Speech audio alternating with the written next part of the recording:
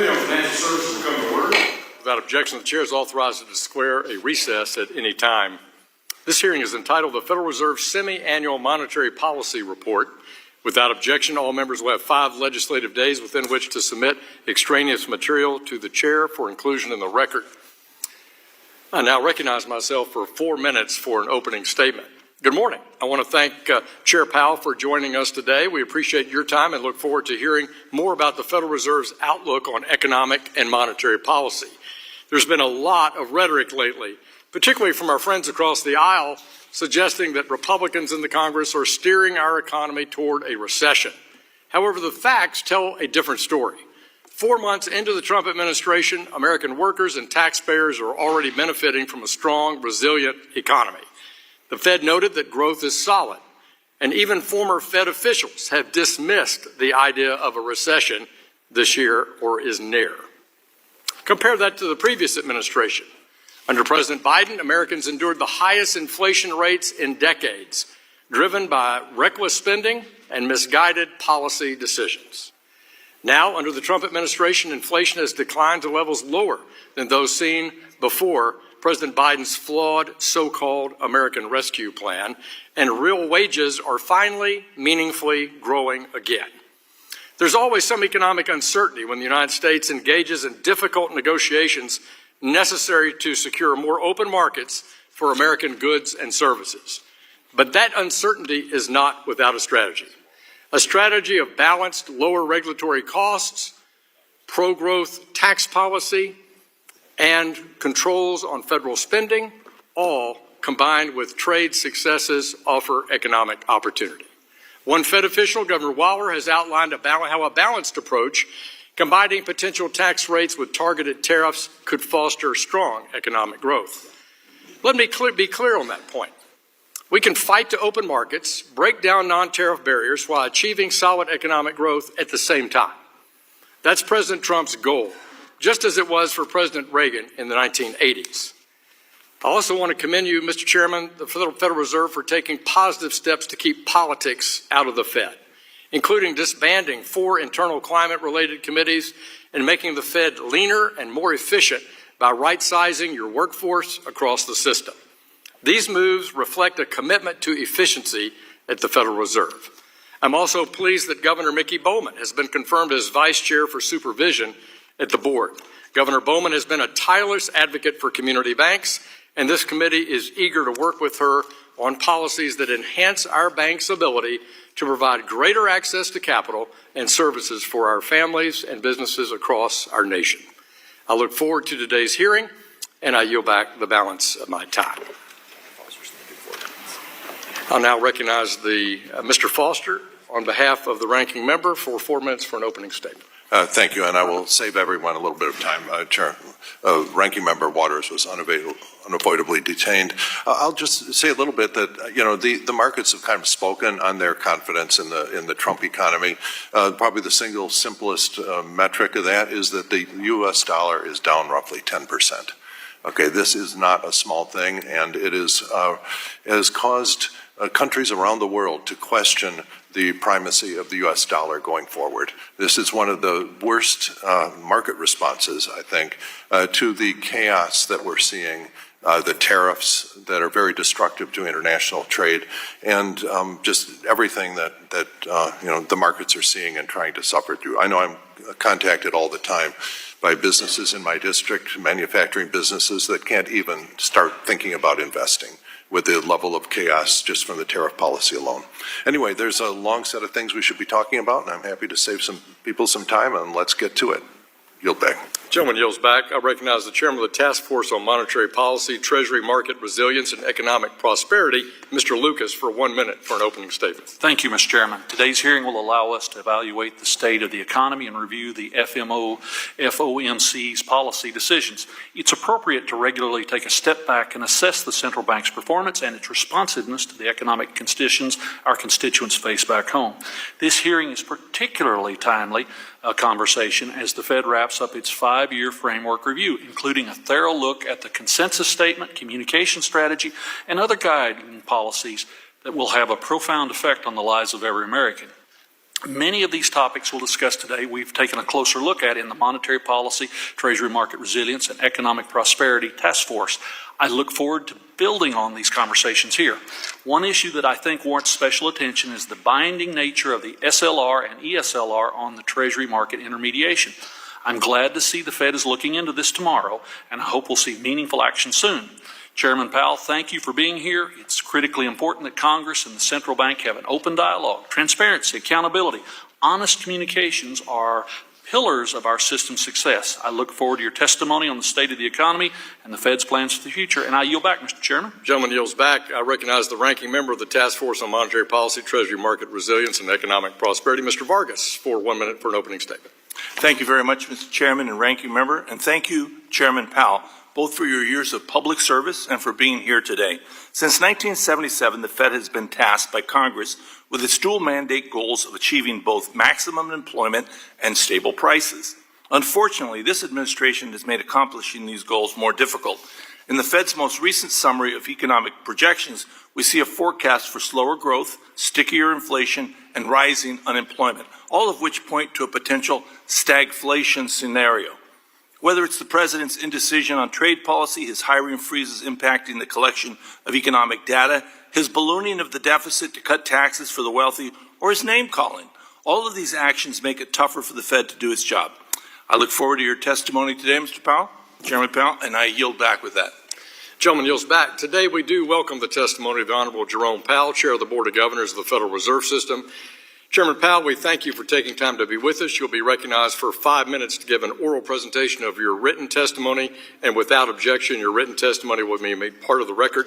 You're now recognized for 5 minutes. Mike. Thank you, Chairman Hill, Ranking Member, and other members of the committee. It's great to be back here today. I appreciate the opportunity to present the Federal Reserve's semi-annual monetary policy report. The Federal Reserve remains squarely focused on achieving our dual mandate goals of maximum employment and stable prices for the benefit of the American people. Despite elevated uncertainty, the economy is in a solid position. The unemployment rate remains low, and the labor market is at or near maximum employment. Inflation has come down a great deal, but has been running somewhat above our 2% longer-run objective. We are attentive to the risks on both sides of our dual mandate. I will review the current economic situation before turning to monetary policy. Incoming data suggests that the economy remains solid. Following growth of 2.5% last year, GDP was reported to have edged down in the first quarter, reflecting swings in net exports that were driven by businesses bringing in imports ahead of potential tariffs. This unusual swing has complicated GDP measurement.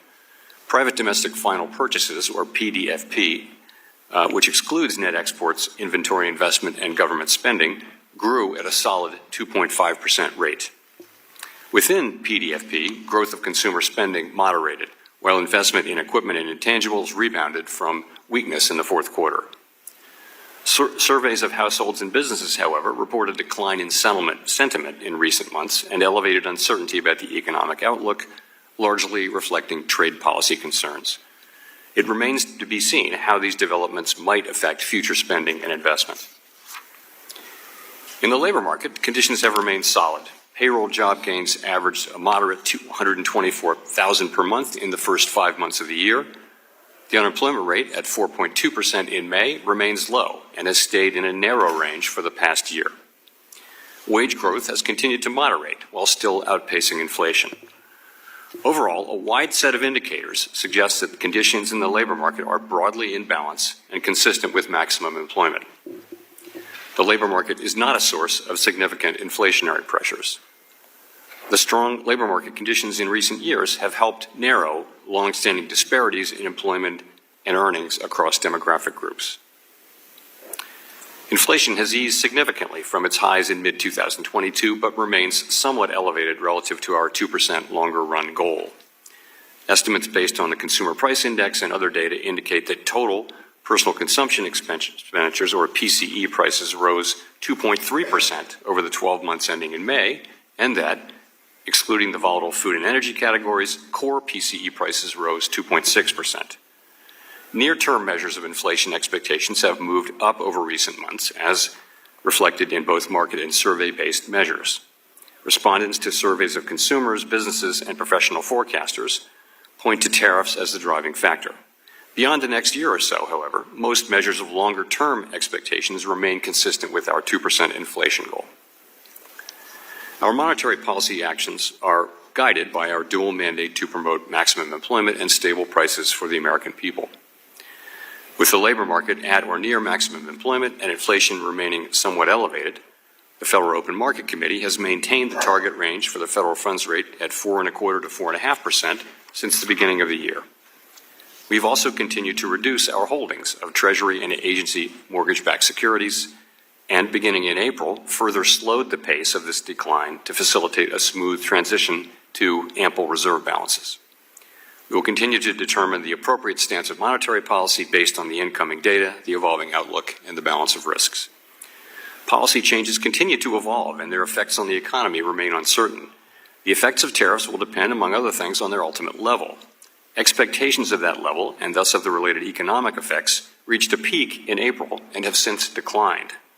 Even so, increases in tariffs this year are likely to push up prices and weigh on economic activity. The effects on inflation could be short-lived, reflecting a one-time shift in the price level. It's also possible that the inflationary effects could instead be more persistent. Avoiding that would depend on the size of the tariff effects, on how long it takes for them to pass through fully into prices, and ultimately on keeping longer-term inflation expectations well anchored. Our obligation is to keep longer-term inflation expectations well anchored and to prevent a one-time increase in the price level from becoming an ongoing inflation problem. As we act to meet that obligation, we will balance our maximum employment and price stability mandates, keeping in mind that without price stability, we cannot achieve the long periods of strong labor market conditions that benefit all Americans. For the time being, we are well positioned to wait to learn more about the likely course of the economy before considering any adjustments to our policy stance. To conclude, we understand that our actions affect communities, families, and businesses across the country. Everything we do is in service to our public mission. We at the Fed will do everything we can to achieve our maximum employment and price stability goals. Thank you. I look forward to your questions. Thank you, Mr. Chairman. We'll now turn to member questions. I recognize myself for 5 minutes for questions. Over the past few weeks, our Democratic colleagues have suggested the following. After the initial release of the GDP report, the President is driving the economy into a recession.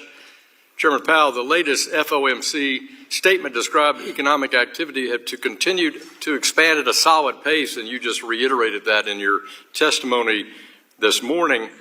In your view, is the term recession and the economy growing at a solid pace, are those synonymous with each other?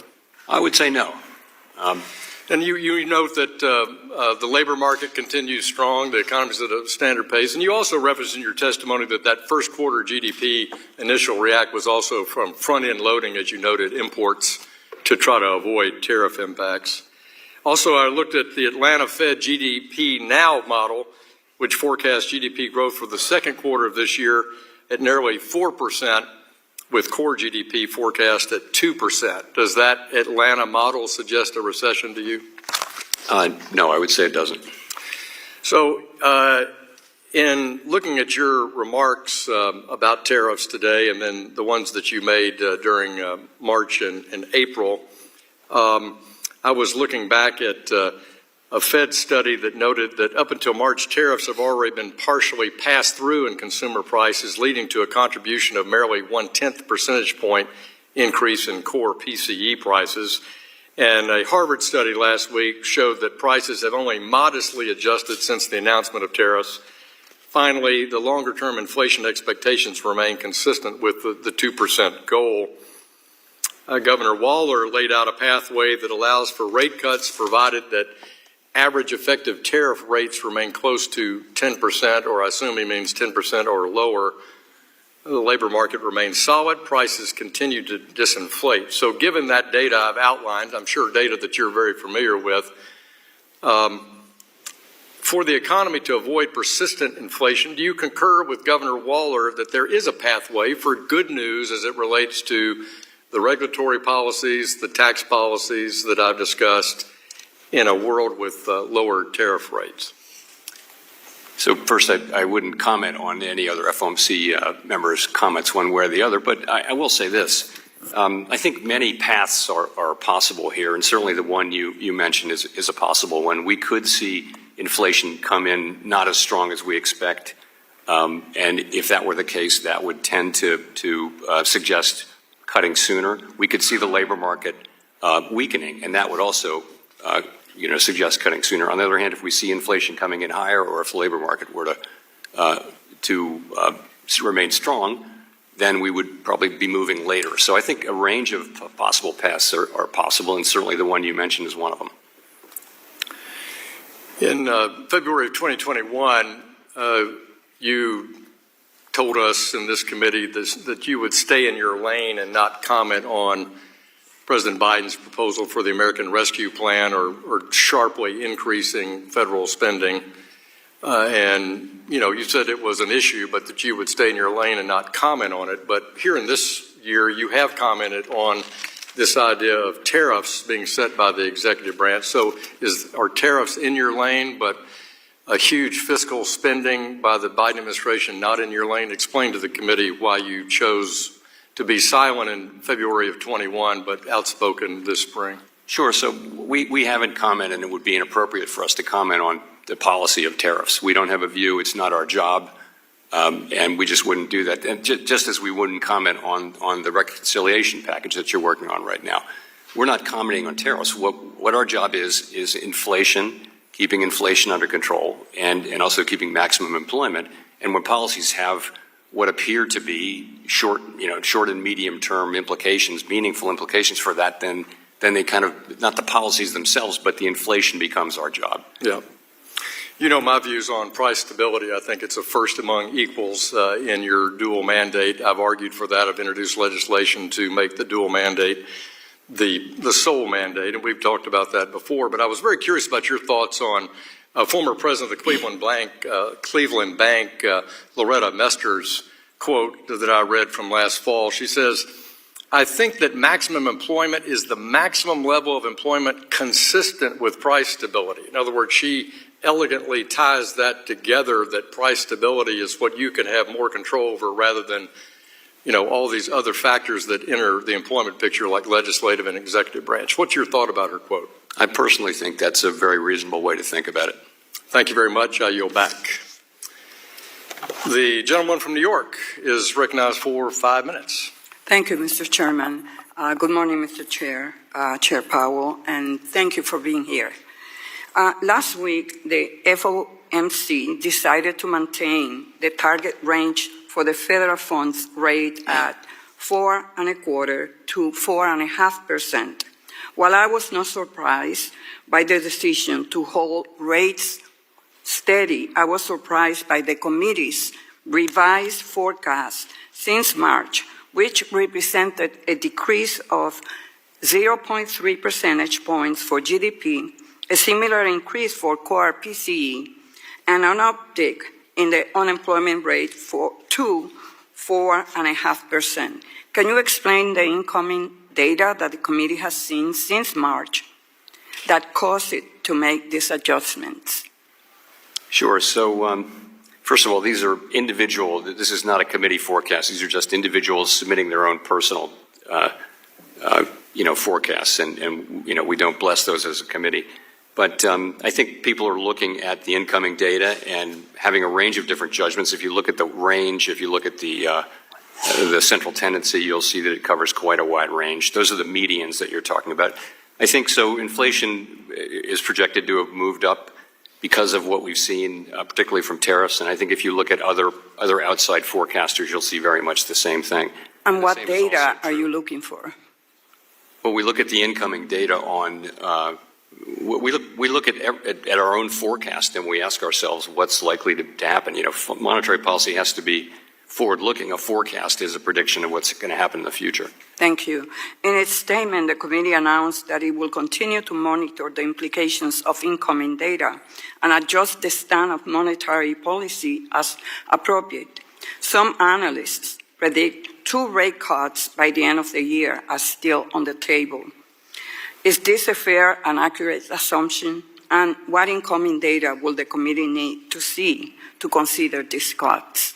So what will what will actually happen with rates is going to depend on the path of the economy, and that's highly uncertain. So I would just say what that means at this moment in time is that a significant majority of the committee, but also there's a pretty significant minority that doesn't agree, but a significant majority feels it will be appropriate to reduce rates later this year. And what that means is that each of those persons who wrote down a cut in rates later this year, they think that there's some state of the world where inflation doesn't prove to be as high, or the labor market weakens, or some combination of those two things, that it will turn out to be more likely than not appropriate to reduce policy rates, subject to great uncertainty. I mean, we will, the story has been evolving, and our thinking has been adapting, and that will continue. Okay, thank you. Chair Powell, although a ceasefire has been tentatively reached in the Middle East, the situation still has the potential to open global and energy markets, especially if the ceasefire is broken, while at this point Iran is seen as unlikely to close the Strait of Hormuz. That decision could change. How is the Fed assessing the current situation and incorporating those assessments as it considers future adjustment to economic projections and its stand on monetary policy? So I think it's too early to know what any economic implications might be, and I would not want to speculate. Like everyone else, we are, of course, watching the situation. Thank you. And Chair Powell, after reviewing the economic data following the meeting last week, it seems to me that the committee is indicating that we could be headed for a situation where inflation accelerates while unemployment rises and growth becomes more sluggish. In this scenario, this will put the Fed's dual mandate of maximum employment and price stability in tension with one another. In this scenario, how does the Fed balance these priorities in order to achieve both mandates? So let me say that we're not facing that right now, and that isn't really our forecast that we will face such an issue in a serious way. But if that does happen, then what we do is we look at the two goals and we see which one of them is farther from its goal. Two variables, is maximum employment or price stability farther from its goal, and we prefer the one that's farther than its goal. And then we also ask ourselves, how quickly will they return to goal? It's a very difficult situation for any central bank, and I would say again we're not in that situation right now. Thank you, Mr. Chairman. Yield back. The gentleman's time has expired. The Vice Chairman of the full committee, Mr. Heising of Michigan, is recognized for 5 minutes. Thank you, Chair Hill and Chair Powell. Good to see you again. I got a lot to cover, so we're going to try and keep this concise. But following up a bit on what Chair Hill had been talking about, you had said in January 29, 2025, quote, "We don't know what will happen with tariffs, with immigration, with fiscal policy, and with regulatory policy." I would add energy into that, by the way. "We need to let those policies be articulated before we can even begin to make a plausible assessment of what their implications for the economy will be. This is no different than any set of policy changes at the beginning of the administration." However, December 18 of 2024 at the FOMC press conference, you noted, and I'm paraphrasing, that some Federal Reserve officials began to incorporate preliminary conditional estimates of how fiscal policies might impact the economy into their forecasts. This seems inconsistent, and I sidebarred with the chair to say, okay, did I hear this correctly, his question and sort of your answer? What I heard is that there was a belief that the IRA would not be inflationary, but that tariffs could be. Therefore, suddenly you and others were commenting on tariffs. And for the institution, I know you try to be consensus-driven. Why are there FOMC participants making fiscal policy assumptions into their forecasting when you yourself said that fiscal policies need to be articulated before the FOMC can make a plausible assessment into their implications, what those will be? And I think if there's different participants having different assumptions, that would render the SEP, Summary of Economic Projections, biased, meaningless, useless, less impactful, and when you're not comparing apples to apples. So wouldn't it make more sense for all the forecasters to make the same fiscal policy assumptions at the same time, Or if not, shouldn't each participant disclose what assumptions that they're using and building into that? So here's a question. So that's a great question. That really, when the Summary of Economic Projections was originally designed and put into effect in this way, the way it works is that individuals are free to make whatever assumptions they want, and they do disclose them. They disclose them in their speeches and things like that. So there will be situations where some people incorporate something and others don't, and we try to be transparent about that. But that's kind of the way it works. When I say we don't take it into account, I'm really talking about policy and the committee as a whole, where we won't take things into account until we know. And you believe that the participants disclose their assumptions when they're doing their forecasts? Well, I think they do that in their speeches. Yeah, each people go out. You may have noticed there are a lot of speeches. Well, and I guess the opaqueness of the Fed has been something over the arc of my 15 years on this committee has been one that has been debated greatly, including auditing the Fed and a number of other things that have gone on. I've got here a brief moment. I do feel like I need to touch on interest rates. Not to be a shock, you asked how the family business was doing back in Michigan. Families involved in sand and gravel and aggregates and construction and things like that. It's been strong. We need more labor. We need a few other things on that, what's happening. But I mean, I think there's no recession. That's been established. There's no hyperinflation, or certainly not as what some had been projecting.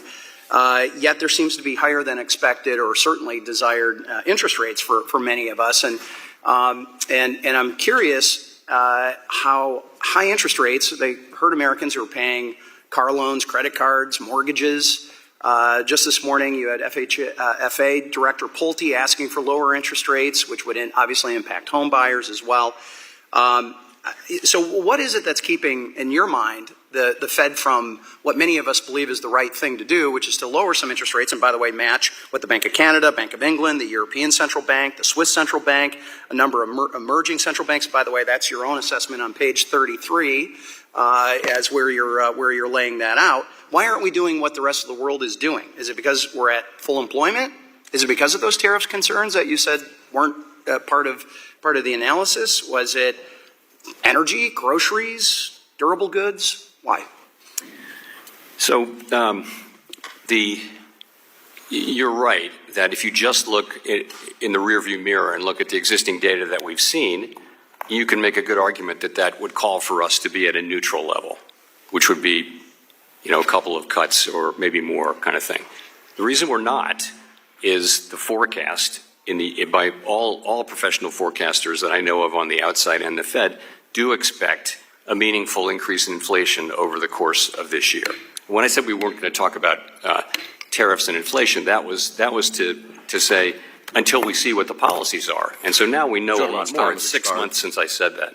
So anyway, I'd be happy to continue this with you. Thank you. Gentleman's time has expired. Gentleman from Michigan, Ms. Tlaib, is recognized for 5 minutes. Thank you so much, Mr. Chairman.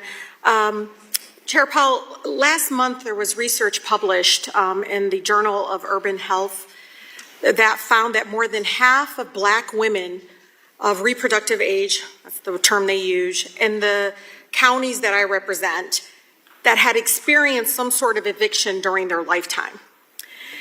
So that's like 50% of black women in the two largest counties, Wayne County and Oakland County in Michigan. And these numbers are horrific. As you know, were you aware of that?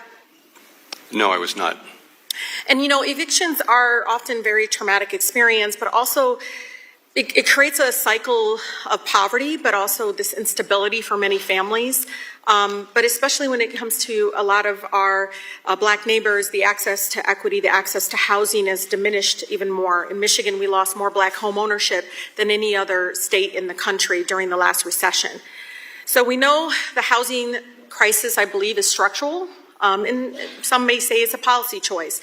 While there are many factors at play, and you know this, Chairman, high mortgage rates, the finance rates and so forth, that drag the supply of new housing. But last month, new housing hit a 5-year low. Are you familiar with that? I'm not sure exactly what statistic you are referring to. Okay, I don't know. There was there was all this articles about the housing market and the impact of tariffs and so forth, and they said, again, it hit a 5-year low. And again, I'm getting this from a source. But this sets the market up for higher inflation and more burdensome housing costs to years to come. So Chairman Powell, you know, I'm looking at this monetary whatever policy framework that you guys have put together. Do you think that the way it's structured, and again, I'm trying to understand how you're looking at this in the housing crisis, do you believe it's eroding new rental supply under construction right now, leading to high inflation in future years? So I think there are two things going on quickly. One is just there's a longer run shortage of housing in the United States, which there's nothing that the Fed can do about. That's not something we can affect. Well, there's also, if I may say, in the short run, rates are high, and that's going to weigh on housing activity. But the best thing we can do for the housing market, the absolute best thing, is to restore price stability so that rates come down and so that rates can be at a level that people can afford. But don't you think that the restrictive monetary policy the framework you all put together undermines long-term price stability right now by reducing the supply? No, I mean, I think it restores price stability. The point of higher rates is to... So you don't think the higher rates is impacting future supply of housing? So I think what that does is, I think interest-sensitive sectors like housing are very much directly affected when we cut rates or when we raise rates. That's right. But that's part of the mechanism for restoring general price stability. So keeping the high interest rates does not impact future supply of housing? It does not, you know, over the long... I need to go back to talk to over the long women run, that the study... Fed will not be, our policy will not be a driver of longer run housing supply in the United States. Let me ask you, what is the difference? And I'm honestly confused. I want to learn here, and I'm sure people listening to this want to learn. What is the difference between demand-driven rent inflation and supply-driven rent inflation? Like, you guys use these terminology. What is that? How do I communicate that to the public? What is the difference between supply-driven versus demand-driven rent? You know, those are not terms that we use particularly often. What's supply-driven formula? That would mean, you know, that there's not enough supply to meet demand. But at the same time, it also means there's more demand than there is supply. So are you guys ignoring that? No, but as I said again, our policies will not affect in the long run. No, I'm being either serious, demand or supply in housing. I'm being serious, y'all. We're talking about a housing crisis that is getting worse right now because we're not paying attention to future instability that the current rates, and you can raise your eyebrows and all this stuff behind. I don't know. I mean, do you understand? Like, I come from a community right now that I believe is now being impacted by the current framework that you're putting together, that I do feel like it's going to be long-term effects on the housing crisis, and you're ignoring it. No, we're not, actually. We think the very best thing we can do is to fully restore price stability at the aggregate level. That will be the best thing for homeowners and for home builders and everybody else. In the long run, that is the single thing that Congress has assigned us to do. But you see where I'm coming from. It is impacting future supply of housing, right? Not in the long run, no. Okay. Gentlewoman's time has expired.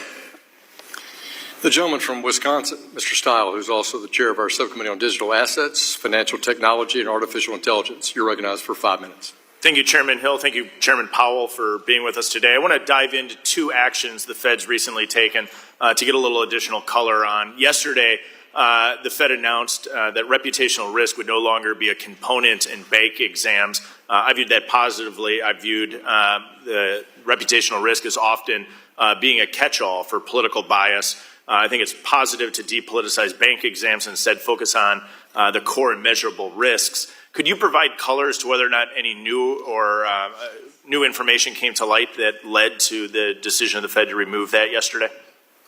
I'm not aware of any new information. No, we just think it's the right thing to do, and of course made an announcement on Monday under Governor Bowman's, Vice Chair Bowman's leadership. Why would it not have been done previously if it's the right thing to do? I agree with you, it's the right thing to do. Why was it?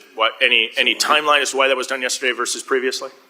No, I think this is a problem that we came to understand as a problem over the course of the last couple of years, and began considering what's going on here. We're hearing a lot of reports of debanking and that sort of thing, And over the course of really 2024, came to the view that this was a serious problem that we need to address, and we've said that publicly, and now we're doing this, and so are the other agencies, by the way.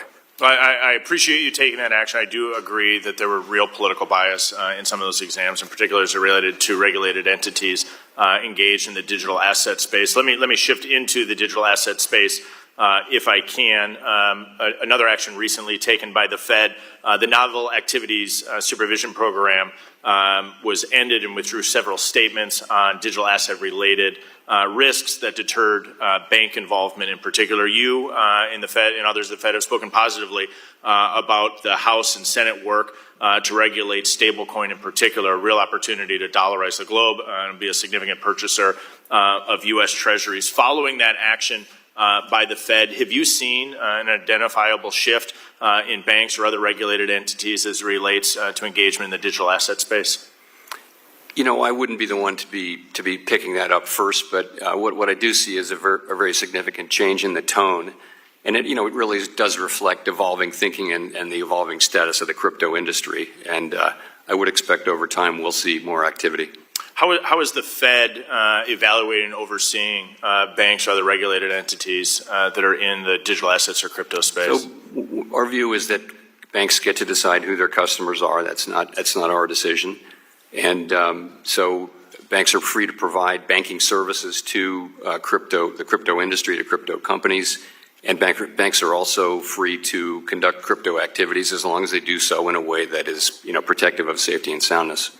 Thank you very much. Let me shift gears because I want to give you just a little bit of an opportunity to comment on the housing sector once again, but give you a little freedom here to speak to that area. You correctly are trying to balance inflation and price stability, but also higher rates have a significant impact on the housing market as shelter and housing costs are a significant driver of why many families can't afford the things that they need. Can you provide color as to how you're analyzing the impact that housing and shelter costs have on families and on inflation with your desire to maintain price stability at the interest rates that is currently set by the Fed? Sure. So, we realize that people are feeling high housing costs and high financing costs. In terms of inflation, we look at something called owner's equivalent rent and rentals, and that's meant to capture both rented housing and owned housing. And it's been very sticky. It's been one of the stickiest parts of inflation. I'm happy to say now it actually is coming down quite regularly. That's very good news. That's been the part, really it's been the service inflation that's been stickier than other parts of inflation. So that's good news for people, I think, and it is showing through into measured inflation now. Again, in the long run, the best thing we can do is restore price stability and let the market work. Even then, though, we're still going to have a housing shortage. What data do you think is leading to the reduction of the rent equivalent? I just think it took time. So the thought is when you would think that if rents come up every year, you would think it would take 1 year or 2 years for a lack of growth in rents to show up in a lack of growth in housing prices. It turns out it takes 4 years or 3 years. If you're an existing tenant, it's a complicated thought, but if you're an existing tenant, you don't actually catch up the way you would if new tenants came in. And so that's made the measurement of inflation stickier. But I'm happy to say we've been through that period now, and we are really seeing now housing services inflation pretty close to where it was when inflation was solidly at 2%. Thank you. I yield back. Gentleman yields back. Gentleman from California, Mr. Liccardo, is recognized for 5 minutes. Thank you, Mr. Chair. Mr. Chairman, thank you for your testimony today. I appreciate that your dual mandate is full employment and price stability, and I appreciate your efforts on behalf of our country to achieve those. My understanding is that critical data is collected by the Bureau of Labor Statistics to help formulate the indicators that you rely on, that we rely on to understand unemployment rates, CPI, and other inflation indicators. We are certainly hearing a lot about the impacts of DOGE on our workforce, and specifically about the elimination of many of those positions in BLS. And now we have a proposal in front of Congress to cut $56 million from that agency. Are you concerned about the ability of your team to get accurate data and about the ability to have reliable indicators to make good decisions upon? I wouldn't say that I'm concerned about the data today, although clearly there has been a very mild degradation of the scope of the surveys and things like that. But I would say the direction of travel is something I'm concerned about, and that is measuring the U.S. economy carefully and well is a project that's been going on, and we're getting better at it for 100 years and more. And it's really important, not just for the Fed, but for Congress and for businesses, frankly, to know what really is going on in the economy. What's happening? Is growth high? Is it low? And all those sorts of things. So I think it's a smart investment to just continually try to get better at measurement of what's happening in the economy. And I don't like to see that, the kind of stories I'm reading and the idea being that the data is going to become more volatile and less reliable. That'll make it more difficult for the private sector and for you and for us. And I don't like to see that direction. I agree. Thank you.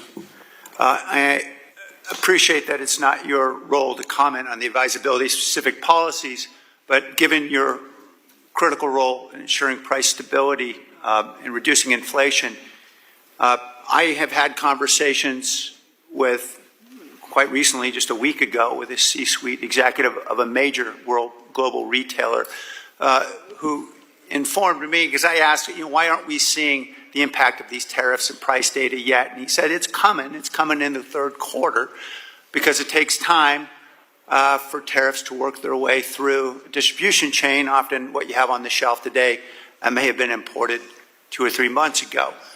Is that your understanding? Do you anticipate there may be impacts down the road? Yeah, that's very much what I hear. I happened to meet with an unusually large number of business people in this last FOMC cycle, and that's a typical thing that they'll say, especially the retailers, that what's being sold now was in inventory in February, let's say, and it just isn't showing up yet. So we do expect to show up, tariff inflation to show up more, but I want to be honest, we really don't know how much of that's going to be passed through to the consumers. We just don't know, and we won't know until we see it. It could be lower than we expect. It could be higher. We have to wait and see, which is kind of what we're doing. I appreciate the uncertainty. Another thing he told me that had me very concerned was that often they will increase prices on goods not subjected to tariffs to compensate for the very substantial losses they have to suffer with the increase of tariffs on relatively price elastic goods. So in other words, necessities will also tend to bear a higher price, even if they're not subjected to tariffs. Is that your understanding of the potential impacts? That very much is something that companies will tell you that they do. If they can't cover the losses on the thing that's being tariffed, they'll find other ways to do it. We actually don't have prominent examples of that yet, but that's certainly a possibility. And that did happen in the last tariff episode with washing machines and dryers. Thank you, Mr. Chairman. And finally, there's indications in the introduction of the report that the Fed is losing its ability, as we see interest rates getting closer and closer to the minimum threshold, the ability to stimulate this economy in times of recession. We haven't had a recession, or at least we haven't had an extended recession in a decade and a half. I am particularly concerned now as we are looking at debt that is being considered to be imposed on future generations by this particular bill. Could there be a combination of very high debt and very little room to move in monetary policy that could undermine our ability to respond to the next recession? So we faced that issue quite a bit in the era of very low interest rates, but we're at higher levels of interest rates now, so there's significantly more room to cut than there was then. Thank you. Gentleman yields back. Gentleman from Wisconsin, Mr. Fitzgerald, you're recognized for 5 minutes. Thank you, Chairman. Chairman Powell, thanks for being here today. Appreciate it. I want to go back to something we had some brief discussions about this in the past, but in September of 2024, with core inflation still being above target and the labor market was holding steady at the time, the Fed made a decision to cut rates by a full 0.5 percentage point. It kind of raised some serious questions as to whether or not the data truly supported such a move at that time, and I think some of us were surprised that it was a full 0.5%. So can you revisit that again, what the Fed was thinking at that time? because it seems to be somewhat of an enigma now. It stands out as, why was this done? Why was the 0.5% done at that point? I'd be glad to. So, first of all, actually the inflation and employment readings were very similar then to what they are now. They weren't terribly a tenth or two. Right. But the difference then was you mentioned that the labor market was stable. It wasn't. The unemployment rate had actually gone up almost a full percentage point. I was very clear about this. We were very clear about it in real time too.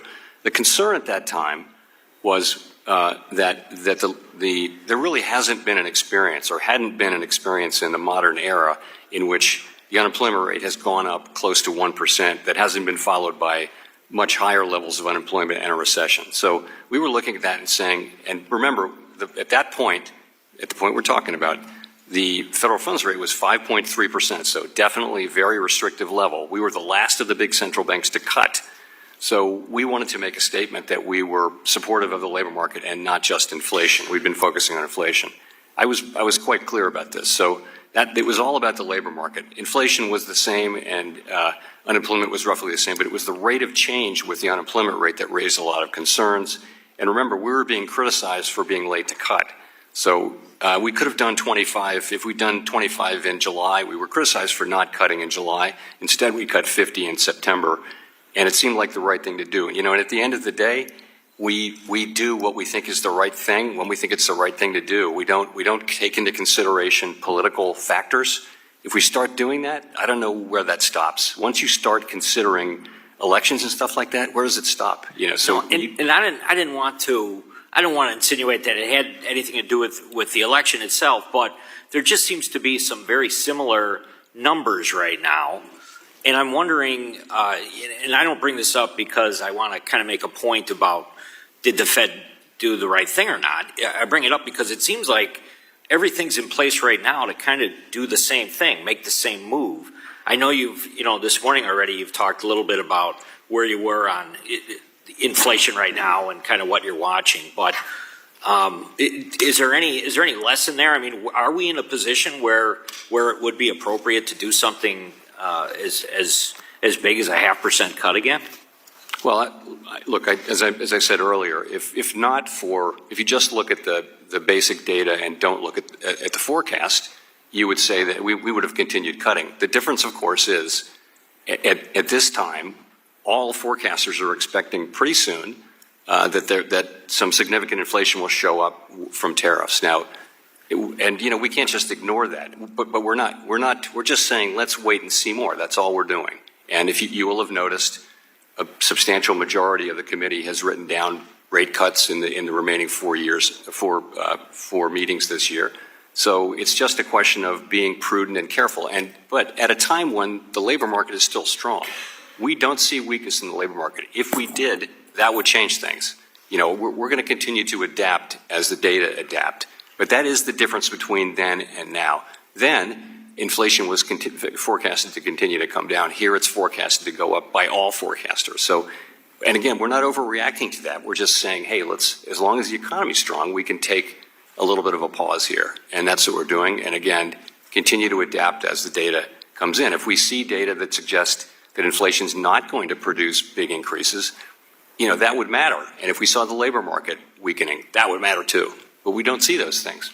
What about supply chain? In 2020, that was a big issue, obviously related to COVID. But I know myself and other members, when we're in our districts and we're specifically talking to light manufacturing, there's concerns about the supply chain. Is that part of the data package that you review when you make a decision about where we're headed in the future? Very much so. I think that's one of the great, we won't call it a great thing, but one of the lessons to be taken from the last episode is supply chains really matter. We're watching that carefully. It's too soon to say really on that. We're not seeing it yet, but The gentleman's time has expired. Thank you, Chairman. Yield back. Thank you, Mr. Fitzgerald. The gentleman from New Jersey, Mr. Gottheimer, you recognized for 5 minutes. Thank you, Mr. Chairman. Chairman Powell, as a member of the Intelligence Committee, I'm deeply concerned about the threat of Iranian cyber attacks on our financial system as retaliation for our strikes on their nuclear facilities.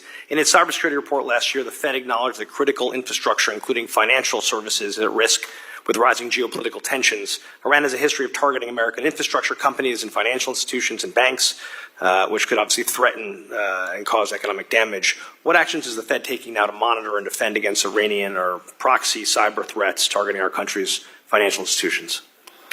So we're in touch with the other regulators and the parts of the government that work on cyber, as you know, and we're in touch with the banks to say, for people to be on the alert for things like that to happen, and also we're on the alert because we're a target as well. So you're right to raise it. It's a big issue, and do you feel like you have the resources right now to be prepared for that? Yes, I mean I think we do.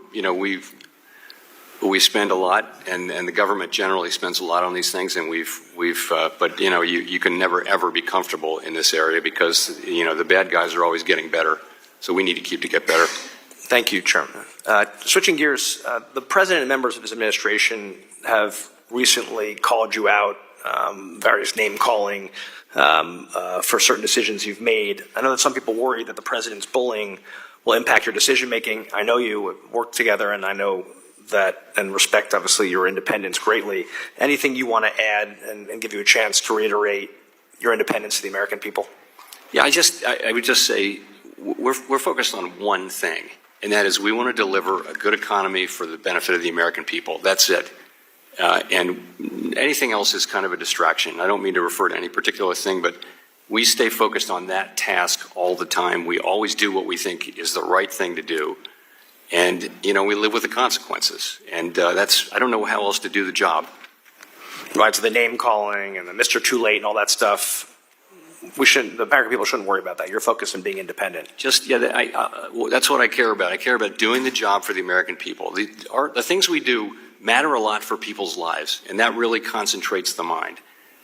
You want to just stay focused on that task. As long as you're sitting in these chairs that we occupy, focus on that task, do what you think is the right thing, and take the consequences. Thank you, Mr. Chairman. You've previously stated that you view stablecoins as a form of money. Payment stablecoins are already being used for both retail and wholesale payments as well as for settlement. Recently, this committee passed the Stablecoin Act and the Senate passed the Genius Act, both aiming to establish clear regulatory frameworks for fully reserved dollar-backed payment stablecoins. Given their design to maintain a stable value and be redeemable for U.S. dollars, should the SEC or other regulators explore treating these stablecoins as cash equivalents for accounting or financial reporting purposes? So let me say, I think it's a great thing that bills are moving. We need a stablecoin framework on that particular issue. I don't have a view for you. I can come back to you on that. I'd be grateful. Thank you. High rates have also caused, as we've discussed, the cost of paying off our nation's debt to skyrocket. The CBO estimates that interest payments will cost the U.S. $1 trillion in fiscal year 2026 and continue to rise to almost $1.8 trillion by FY 2035. How do you see us continuing to be able to afford to pay off our debt at this rate? And as the U.S. continues to borrow, how does that impact your decision to keep or cut rates? Obviously, foreign countries like Japan, who are significant buyers of our bonds, have started decreasing their purchases significantly. Other internal pressures worldwide are having that impact. Are you worried about this global issue?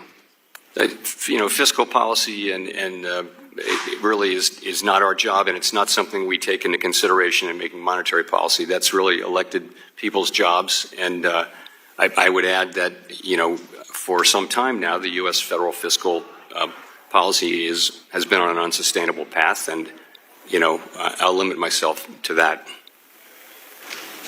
Last question.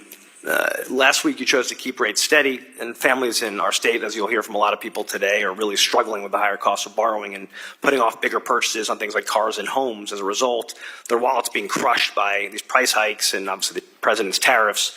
What do you have to say to Jersey families who are struggling with higher costs, and how you look at how they should forecast themselves for their own families? We're committed to returning inflation sustainably to 2% and keeping it there in the long run. And what we're doing now is we had cut rates by 100 basis points, so they've come down quite a bit. And when the time is right, I expect that will continue, and that will depend on economic factors, in the coming months for starters.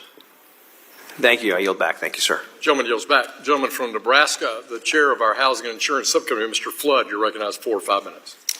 Thank you, Mr. Chairman. Chairman Powell, later this week, the banking agencies will be proposing changes to the supplementary leverage ratio, which we think are long overdue, considering the Fed in 2021 indicated that they would soon put out proposals for reform to the SLR and never actually did. However, our understanding is that the proposal being considered this week will not allow for treasuries to be excluded from the SLR calculation. Secretary Bessent earlier this year had argued that such a change could serve as a boost for banks and their ability to intermediate in the treasury market and could potentially pull treasury yields down 30 to 70 basis points. Chairman Powell, do you agree with the Treasury Secretary's comments on the potential positive impact of SLR reform on the Treasury market, and what is the rationale for not excluding Treasuries from the SLR calculation in the proposed rule? So I agree that when the leverage ratio is binding, it discourages banks from undertaking low-margin, fairly safe activities such as mediation in the Treasury markets.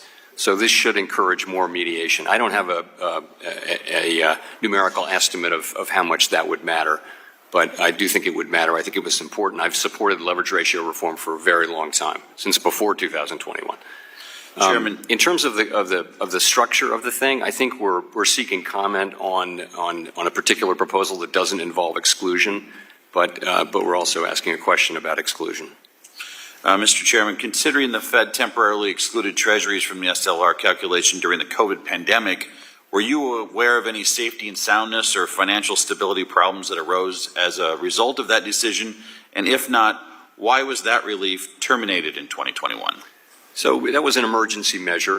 From the beginning and end, it was an emergency measure. I think, my long-held view is that we should have a permanent measure, and now we're going to. And we have an open board meeting on Wednesday afternoon, and after I finish my hearing on the Senate side, and I'm very much looking forward to putting this proposal out for comment. Thank you. In March, the Federal Reserve, together with the FDIC and the OCC, announced that they intend to issue a notice of proposed rulemaking to repeal the 2023 Community Reinvestment Act and replace it with the legacy CRA framework. Nearly 3 months have passed since this announcement. What is the status of this project? Well, we're going to do what we said we were going to do. It's just a question of execution, and I think you'll see that coming. This would be so Vice Chair Bowman has the job of sequencing these things, and that one's certainly coming. Do you intend to issue a proposal that will be a clean rescission and replacement of that rulemaking, or are you considering amendments to the legacy rule? I honestly don't know. We'll come back to you on that. Okay, so we should know more later this week? We might, yeah. Okay. Finally, I'd like to build off of what Congressman Stile asked previously on the Supervision of Novel Activities program. Do you feel any changes could be made to it to encourage innovation, and do you anticipate any such changes to the program? I do, and I also think Governor Bowman, now Vice Chair Bowman, is someone who is actually deeply knowledgeable and experienced in supervision, and that hasn't really been the model. We've more had people who are experts on regulation. I think she brings a particular ability to move supervision in a healthy direction while also preserving safety and soundness. And that's what you mentioned is one of the dimensions in which I think that will be true. Thank you for your testimony today. I appreciate your service to the country. And with that, I yield back, Mr. Chairman. Thank you. Gentleman yields back. The chair recognizes the ranking member of our full committee, Mrs. Waters, for 5 minutes. Thank you very much, Mr. Chairman. Chair Powell, I appreciate that despite the repeated attacks by the President and his cabinet on you personally, that you stood your ground and you did not bow to pressure from Trump, especially given the current state of economic uncertainty due to his policies. Last week, the Fed held interest rates steady. Afterwards, you said that you and other experts continue to expect a meaningful amount of inflation due to Trump's tariffs. You said that it may take some time for the tariffs to work their way through the supply chain, but that you found, and I quote, many companies do expect to put some or all of the effect of tariffs through to the next person in the chain and ultimately to the consumer, quote, end quote. So while the president may try to claim other countries pay these tariffs, can you confirm that it is indeed consumers and businesses in the United States that will bear these costs? So it can be anybody from the exporter, the importer, the retailer, the manufacturer, or the consumer that winds up paying these tariffs. In the beginning, it will be the importer that pays the tariff, but ultimately it will be spread out among those five, each of which will try very hard not to contribute, but in the end, the tariff will be paid. And you know, all of the data suggests that at least some of that will fall, not all of it, but at least some of it will fall on consumers. Well, you indicated it may take some time for tariffs to work their way through the supply chain. Would you elaborate on this, including when is it that we can see negative impacts to inflation from Trump's tariff policy? So, you know, the things that are being sold at retail now, they might have been put into inventory before the tariffs in February or March. So we think we should start to see this over the summer, you know, in the June numbers and in the July numbers. And if we don't, I think we're learning here. If we see less pass-through, there aren't historical experiences we can consult here, really. So it may turn out that the pass-through is less or more than we think. And I think we're going to be learning. You know, we'll get a number for June. You know, an inflation number for June. We'll learn something then. We'll get it for July as we go through the summer. We should start seeing this. And if we don't, I think we're perfectly open to the idea that the pass-through will be less than we think. And if so, that'll matter for our policy. Well, you know, I've been talking with a lot of my constituents about these tariffs. And the question that comes up is, now, is this going to only hurt maybe the big businesses? What about our small business people? What about the people that we buy goods and services from every day in our communities? Is this going to hurt big business as well as small business? Yes, I mean, I don't think it's. I think it will certainly. If you're a smaller company that maybe imports a single product, that's a common business model these days. Then you may if your product is tariffed, you may be the one that's affected significantly. Whereas bigger companies have more resources and a more diverse product line. Why do you think you can resist the president basically telling you what to do? What gives you that authority? I don't think about it that way at all. I think I have a job that I'm sworn to do, and all I think of is how much people rely on us to get it right. You know, it really matters that we get it right, and that concentrates one's mind, and so that's what we think about at the Fed. We think about what's the right thing. You know, I have all I want to do in what's left of my time at the Fed is have the economy be strong and have inflation be under control, have a solid labor market. I want to turn it over to my successor in that condition. Of course, that's what keeps me up at night, is to do that. And that's what I think about. That's the only thing I think about. So how are you protected? By law, by Constitution? Where does your authority come from? I think, I've covered all that. I do think we're fully protected, and again, I don't think about that anymore. What I think about is let's just do our jobs, and that's what we do. You know, we don't talk about those issues at all, and all we do is do our jobs as best we can. And you know, it's not an easy job, but it's one we've willingly taken on, and very important that we remain focused just on the job and not on other things. Thank you very much. I yield back. The gentlewoman yields back. The chair recognizes the gentleman from New York, our Vice Chair for Communications, Mr. Lawler. You're recognized for 5 minutes. Thank you, Mr. Chairman. Chairman Powell, as recently as yesterday, Fed Governor Bowman indicated that if inflation pressures remain contained, the Fed should consider lowering rates, and said she is open to a rate cut in July.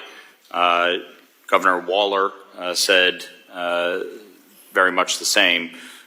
Do you believe that we are in a position where we may be able to cut rates in July?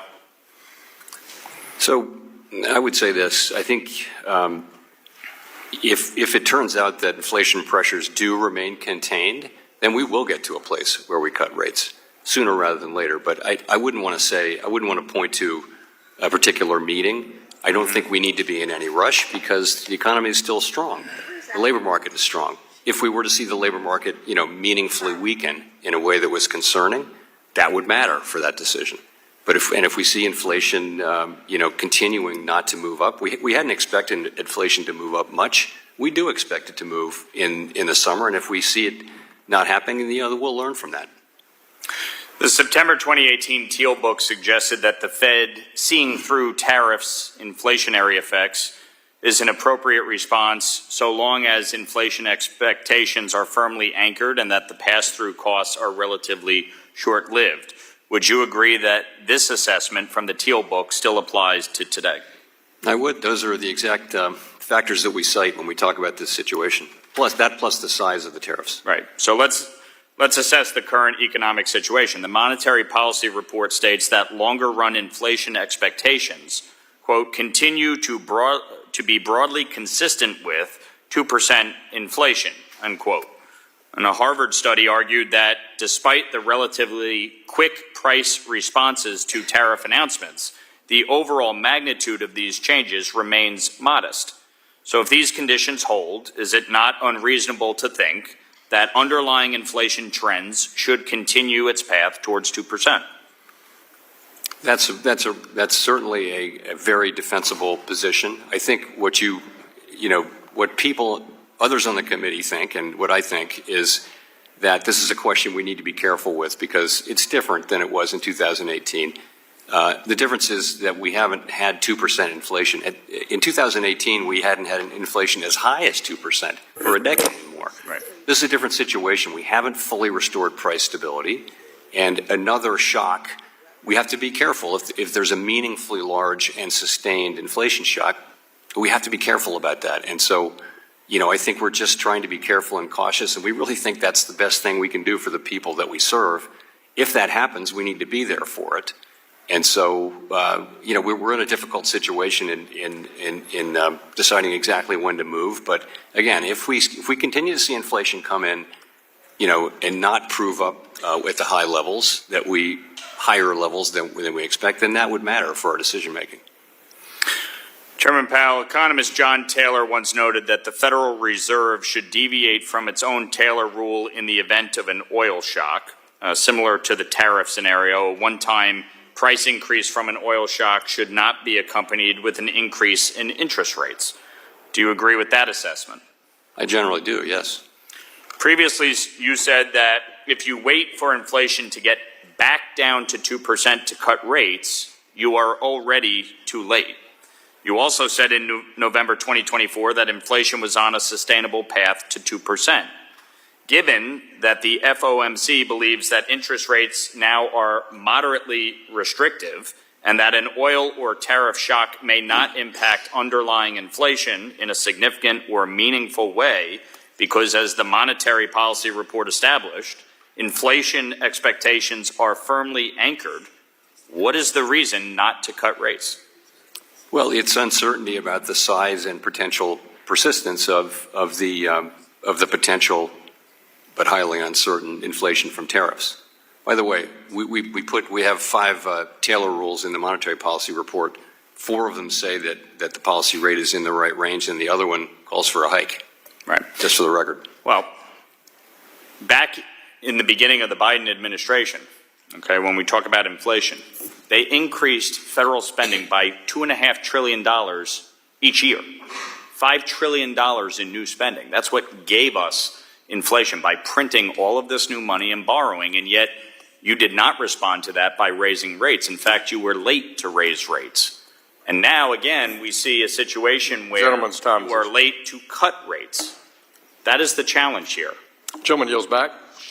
Chair recognizes the gentleman from Georgia, Mr. Scott, for 5 minutes. Thank you, Chairman.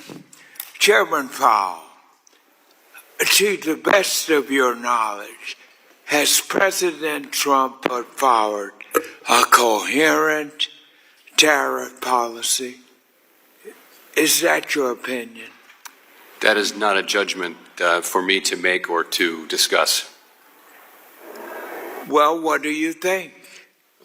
Sir, it would be You- I inappropriate mean, for me. you're I don't running comment our on the president's economy. words or the president's Does the policies. president, in your opinion, does he have a coherent tariff policy? You ought to have an opinion on that. You run our economy. This is your bailiwick. Do you think he's got a good policy? Answer me. I would never comment on the president of the United States in that way. All right. What do you think our policy should be? We play no role in either establishing or commenting on tariff policy or fiscal policy, for that matter. It's not our business. We have a specific mandate. We try to stick to it. Let me tell you something, Chairman. In my state of Georgia, I got the fastest growing trade group down there. The Port of Savannah is indeed our nation's fastest growing party, and it's rising even more. The cost, the expenses, our business community is suffering. And I want to know what you think of our tariff policy. What do I tell my people? What do we tell the American people? And you're a good man. I want to know the answer to this question. I want to know how you feel. This whole tariff question, it's a tax increase. It's running people out of business. What do you think about that? Give me some sort of answer. Do you think anything about our tariff policy? Don't you feel you have a responsibility here? Are you afraid of President Donald Trump? Why don't you deal with this? Because our economy are suffering in a mighty bad way. And I've got to represent my constituency. And they are, let's take Georgia's agricultural sector. Mostly pecans and poultry and cotton exports. They've been hit hard by retaliatory tariffs from key trading partners like China. Why are you running away from the tariff fight? Give us some understanding of that. Honestly, this is just not our role. We are not an institution that comments on or analyzes decisions that the president makes, or the things that he runs for office on and is elected on and then does. We don't. That's just completely out of our lane. It's really inappropriate for me to have any comment on that. I'm sorry to say, Mr. Scott. We're having these regional disruptions. Our economy is in a bad way. And I want to see you and the president. You got to get together on this.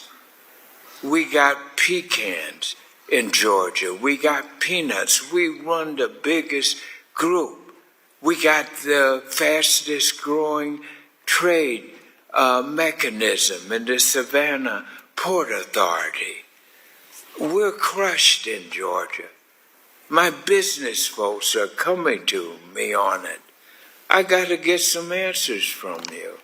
What do I tell them that the Fed chairman feels about their experience in this tariff?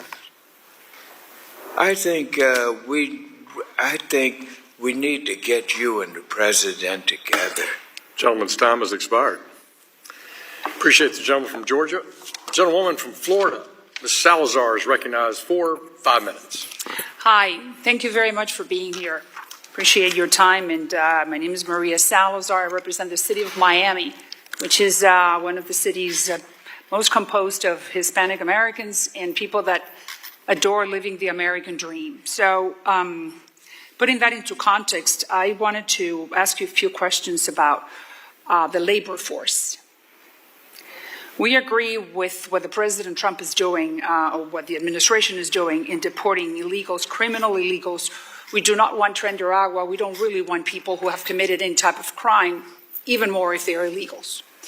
And but we do know that unfortunately what's happening right now after 6 months of being Mr. President being in office, that we're losing thousands and thousands of workers, what the ICE leadership has called collateral damage.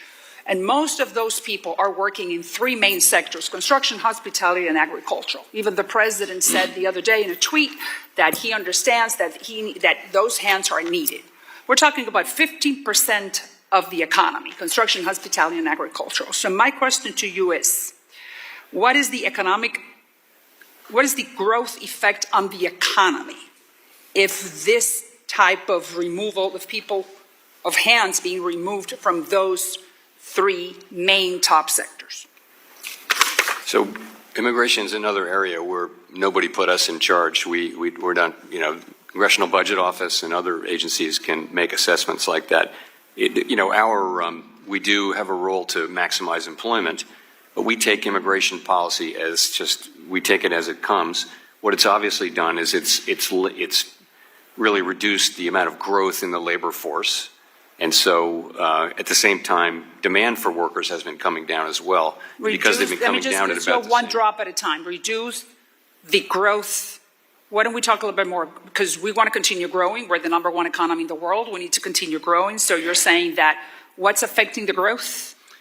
Well, there are two things that affect growth. One is growth in the labor force, more people working, and the other thing is productivity. How much do they produce per hour worked?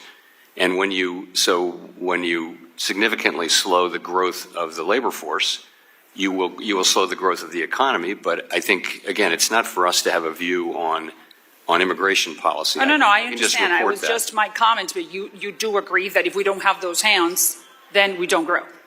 I think that growth will slow, and actually is slowing this year, and that's one of the reasons. Well, we don't like that.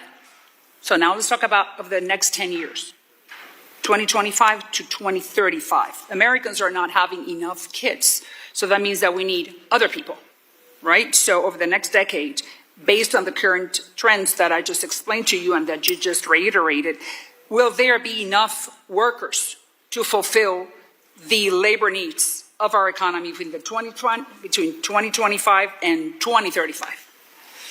So I think labor economists do observe the phenomenon you're talking about, which is demand for labor going to be met by the domestic population, the native-born population? And the answer appears to be probably not over the next 10 years. And then what about if we do not have that labor force over the next 10 years? What happens? So many things will happen. You can see a big increase in productivity, which would mean we don't need as many workers. For example, artificial intelligence could be implemented in a way that creates widespread productivity gains. I wouldn't count on that, but it's a possibility. You would not? You would not count on that? I wouldn't count on it. You would not? No, I think there'll be gains because with productivity enhancing things, they typically take longer to be implemented, and then it takes a while for the gains to be shown. I think in the case of artificial intelligence, those gains are coming, but they may take longer or be less in the beginning than expected. And during the time that those changes happen, then what happens? Our economy doesn't grow. Is that what you're saying? Yes, but those who make immigration policy are entitled to weigh these factors. We can report on what happens, but it's really not our job. I understand it's not. I just want to hear what you're thinking, what's your expertise based on those immigration laws that we're implementing right now. The last thing, because I only have 30 seconds. Do you think that with everything that we have talked about, do you think that we can continue remaining, or the United States economy can continue being the #1 economy in the world, and that we could compete if we were to have the immigration laws that we have right now? I think you could have, the highest per capita earnings, but if you're talking about the aggregate output, then, population growth may be a constraint. Now, which one of the two is more important? Gentleman's time has expired. Good question. Well, you can, I think he, Gentlewoman's time has expired. all right. Let me turn Thank to you, the ranking member of the House Intelligence Committee, Mr. Himes, for 5 minutes. Thank you, Mr. Chairman, and welcome, Chairman Powell. Let me start by thanking you for your careful keeping in your lane and steering clear of fiscal policy, and in particular for your stalwart defense of independent monetary policy. You're getting pressure from very powerful places and lots of kibitzing from lots of members on the interest rate question, and most know better that our independent monetary policy is the very bedrock of our economy. So thank you for that. Mr. Chairman, I want to talk just a little bit about some of the technical matters associated with energy prices and inflation, because obviously turmoil in the Middle East has sent oil prices swinging wildly, with West Texas Intermediate in the last month or so being anywhere between $61 and $75 a barrel. We recently saw the Iranian parliament vote to close the Strait of Hormuz, which currently handles around 20 million barrels a day, a fifth of global demand and a little bit more in terms of natural gas. Chair Powell, you said last week that conflict in the Middle East in the 1970s resulted in very large inflation shocks. In contrast to the 1970s, today the United States does not import most of its energy. We call ourselves energy self-sufficient on a net basis. But I hear the argument made that I think is wrong, that because we're energy self-sufficient, somehow we are insulated from global energy market prices. Can you comment on that? Is there any validity to the notion that we are not, American consumers of energy are not subject to global swings in energy prices? Yeah, so the price of oil is set globally, right?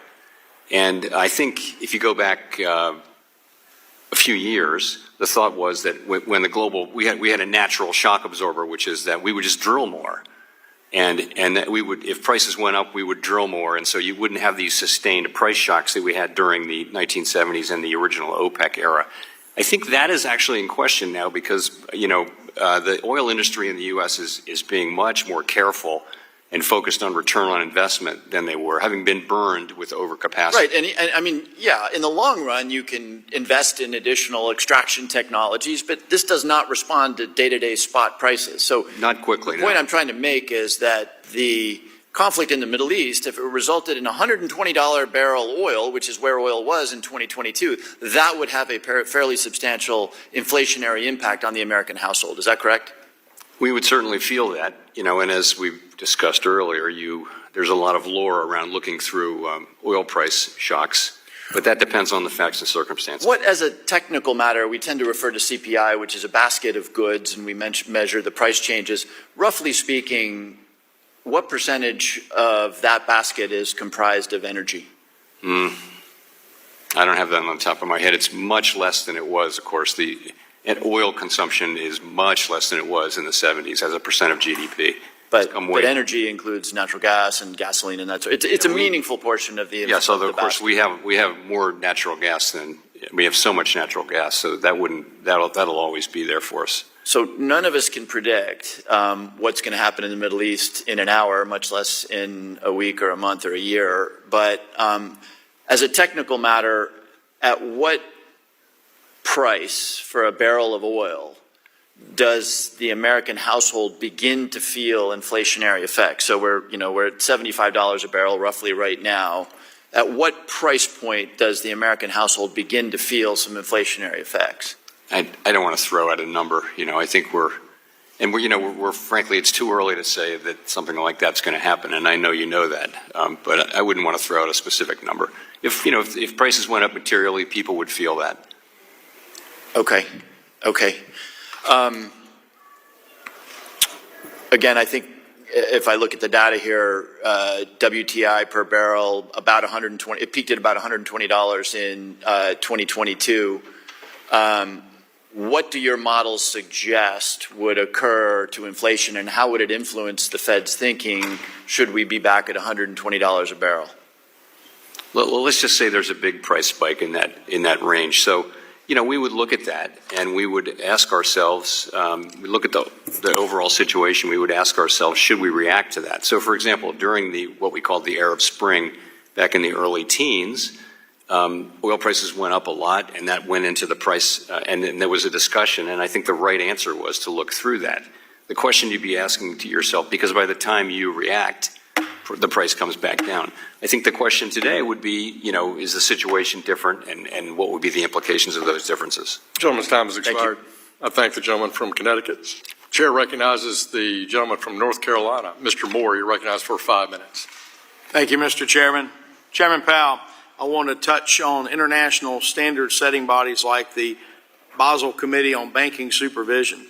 Their goal is to promote better harmonization for global capital flows and regulatory standards, but the Biden administration's implementation of Basel III endgame demonstrated the pitfalls when the U.S. is a follower instead of a leader in the international arena. That's why both Democrats and Republicans shot down former Vice Chair Michael Barr's proposal, which made capital less acceptable and put U.S. firms and businesses at a global disadvantage. Do you agree that the United States should only implement international standards in a way that is consistent with our own domestic legal and regulatory scheme? I do. I appreciate the Federal Reserve's announcement yesterday to end the use of reputational risk during banking examinations. This supervisory practice was used as a tool to pressure banks to refrain from offering financial services to politically disfavored individuals or industries. What further steps is the Federal Reserve taking to help usher in these changes, such as ending examination practices that informally encourage banks to close certain accounts without written justification? So we're developing, I should say Vice Chair Bowman is developing a range of policies that will help in that area, and I should let her speak to it. But as you know, we've eliminated reputation risk largely in a thoughtful way from those things. I think we became more aware of that problem over the course of last year, and like the other agencies, decided to move away from that. We're very conscious of the fact that we shouldn't be telling banks who they can lend to, that's a decision for them in the private sector. Let me ask you this. How are you ensuring, though, that like the frontline examiners are aligned with this new direction and not continuing with any past practices? I will say that is the ultimate question is will the, and I think they will, and I think as a former bank examiner, Vice Chair Bowman is actually very well positioned to engage with supervisors and in a way that someone with experience can do successfully, whereas if you don't have that experience, I think it might be harder. Thank you. Secretary Bessent recently announced a drive to change the culture of supervision through improvements to examination procedures, enhanced monitoring of examiners' compliance with those procedures, and more realistic processes for appealing supervisory findings. That includes defining unsafe and unsound by rule using more objective measures rooted in financial risk. Do you support this initiative, and will we be seeing further rule changes at the Federal Reserve to achieve this goal? So I like the sound of all that. I will say on issues of supervision, Vice Chair Bowman has significant authority, and also she's got the background and the understanding. And the first thing I would do is I would ask her what she thinks about that. Okay. Just sort of a changing direction on a couple of questions. During the volatility in the Treasury markets last April, some have speculated that foreign investors were dumping Treasury securities. Since then, though, recent data has showed that foreign investors' holding of U.S. Treasuries held close to a record high in April. Does this data show that Treasury's safe haven status and the dollar's global reserve currency status remained strong while the administration conducted trade negotiations? I would say yes to that. I think we need to be careful about these narratives that pop up quickly. I mean, we're the world's reserve currency and the world's greatest democracy, and I think the dollar is always going to be, for a long time, is going to be the reserve currency and the place where people want to be. Let me ask you this. Do you believe there's a possibility that Treasury markets will crack, just as Jamie Dimon has recently warned at the Reagan National Economic Forum? I don't want to say things like that. I don't think that's something that's happening. Treasury markets are functioning well and normally, and they did function through a period of pretty substantial stress. And as you pointed out, Mr. Moore, that they're focusing well now. Thank you. With that, I yield back. And actually, if Ms. Salazar is still here, I'll give her my remaining time. If not, I yield back, Mr. Chair. Gentleman yields back. The chair recognizes Ms. Williams of Georgia. You're recognized for 5 minutes. Thank you, Mr. Chairman, and thank you, Chairman Powell, for being here. It's been a while since I've had the opportunity to ask questions sitting at the bottom of the room, but I am happy to have this conversation today because the last time we talked, last July, I mentioned that combating economic inequality is a critical part of the Fed's dual mandate, and that is something that I am deeply, deeply interested in.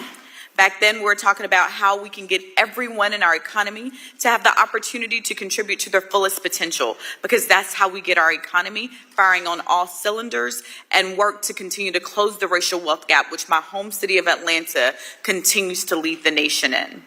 That seems like such a far cry from where we are today, almost a year later. Forget our economy firing on all cylinders. Now our economy and our nation seem to just be on fire. We're looking at tariffs that are raising the prices of groceries, fuel, housing, and everyday goods. Chairman Powell, I get feedback every time I'm in a hearing about my nails because I like to get my nails done. And my nail tech told me about the increase in cost of so many of the different products that would be used just for me to get my manicure monthly, because tariffs are frightening so many of our small businesses, which we know are the backbone of our economy. And so it's hurting my community in Atlanta.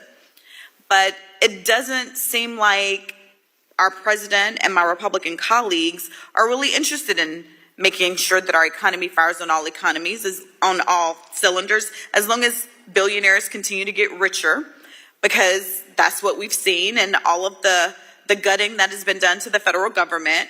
And Chairman Powell, I'm sure that this is coming to your department as well. With the recent events that we've seen, we know that it is very dangerous to gut the federal government, agencies that we depend on, and politicizing the work of agencies such as yours. Chairman Powell, this current president has tried to reclassify tens of thousands of non-political public servants just to make it easier to fire them. And that includes people who have served in Democratic and Republican administrations. It even includes people who serve in independent agencies just like yours. Chair Powell, as a chair who our current and previous president routinely has threatened to fire, I think I just heard something on CNN today while you were here testifying. But what effect has this policy had on the career civil servants in your agency? And are these threats making it easier or harder for the Fed to do monetary policy? They're having no effect. We're doing our jobs.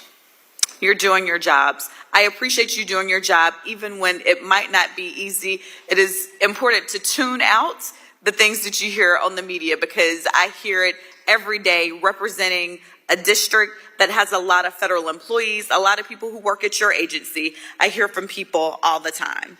Thank you so much. And not only do I have thousands of federal employees in my district, but my district has one of the widest racial wealth gaps in the country. Much of that has to do with our worsening housing crisis. And unfortunately, as we've seen with the past 6 months, this administration has been focused on this big billionaire bailout bill, gutting HUD, and releasing a budget that does not help the supply of fair and affordable housing nationwide. Now we've heard the president talk about having the power to control interest rates.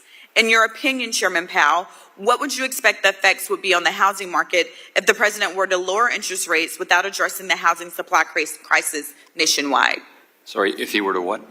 If the president has talked about having the power to control interest rates. In your opinion, what would you expect the effects would be on the housing market if the president were to lower interest rates without addressing the housing supply crisis nationwide? Honestly, it's not our job to speculate on things the president might do. Sorry. So what impact do interest rates have on housing access? Over the long run, they don't really affect housing supply. You know, assuming that rates will go up and down. Well, not on the supply, but on the housing market. The supply is separate that we need to address going into this. If we're going to move interest rates up and down, that's not going to be the end-all, be-all to getting people into housing. We must address the housing supply crisis. But what impact do interest rates have on the housing market in general? Well, interest rates really affect housing demand. So with lower rates, you see more demand, and higher rates, maybe less demand. Thank you, Chairman Powell. I am out of time, but I have lots of questions that continue to work to close the racial wealth gap in this country, specifically focused on my district in Atlanta, where it is so prevalent. Thank you so much. Gentlewoman's time has expired. The gentleman from Indiana, Mr. Stutzman, is recognized for 5 minutes. Thank you, Mr. Chairman. And Chairman Powell, great to see you. And again, as I've mentioned to you before, always appreciate your steady hand at the wheel and not, I guess, getting out of your lane necessarily. But obviously, you have a huge impact on the economy and what's happening there at the Fed. I want to kind of follow up a little bit on housing, as I've been hearing a lot about the housing concerns in Northeast Indiana, and I know you're not you're used to being beat up on a lot by folks all around the country, but I want to speak specifically to one particular individual, Cardone Capital, Grant Cardone. He made some pretty strong remarks about your policy when it comes to the housing industry. And he said, that's why you have 500,000 more homes listed than buyers for those homes. When the rates come down, prices will also come down with it because you'll have more supply in the marketplace, and supply is what controls prices. He went on to say that, interest rates do not control prices, and he explained that lower rates could stimulate activity in the market, and activity is what makes the economy work. And I agree with his comments, overall, but I believe, as you said earlier, the economy seems stable. And I would agree with that coming from an ag and manufacturing area. It's not booming yet, but I believe most people are optimistic that the good times are coming and that the structure is set and in place. But when it comes to housing, it seems like that's where a lot of Americans they're stuck. They've had low rates, they've got a good mortgage rate, but if they want to make a move, they have to go out of that 3% interest rate into 4.5%, 5% or higher percent interest rate. Thoughts on addressing housing, because their prices are up for sure, but people there's no activity. The velocity is very slow. Would you like to comment on any of that? Sure. So we see the same thing you do in the housing market. It's tough. There's not people are locked in. They can't afford to get out of their house because the cost of getting to a higher mortgage, higher price mortgage would be a lot. So the best thing we can do, though, is to get inflation sustainably down to 2% and have it stay there over a long period of time. And that is really what we can offer to them. And I think, so if you go back to the beginning of the pandemic, when we cut to zero and we did all those programs, we really saved the housing industry because they're the front line for interest rates. At a time like this, when rates are, I would say modestly restrictive, not even moderately, but modestly restrictive, they feel it and their customers feel it. We understand that, but we only have one tool for the whole economy, not just for housing. So it's something we consider, but we have to consider the bigger picture. And I do think in the medium term, as rates come down, you'll see normalization in housing. Of course, there'll still be a national housing shortage. I don't know about your district, but yeah, no, there's a shortage. Yeah. I mean, considering the macroeconomics of interest rates, I mean, how much consideration do you take housing into that decision as you address interest rates?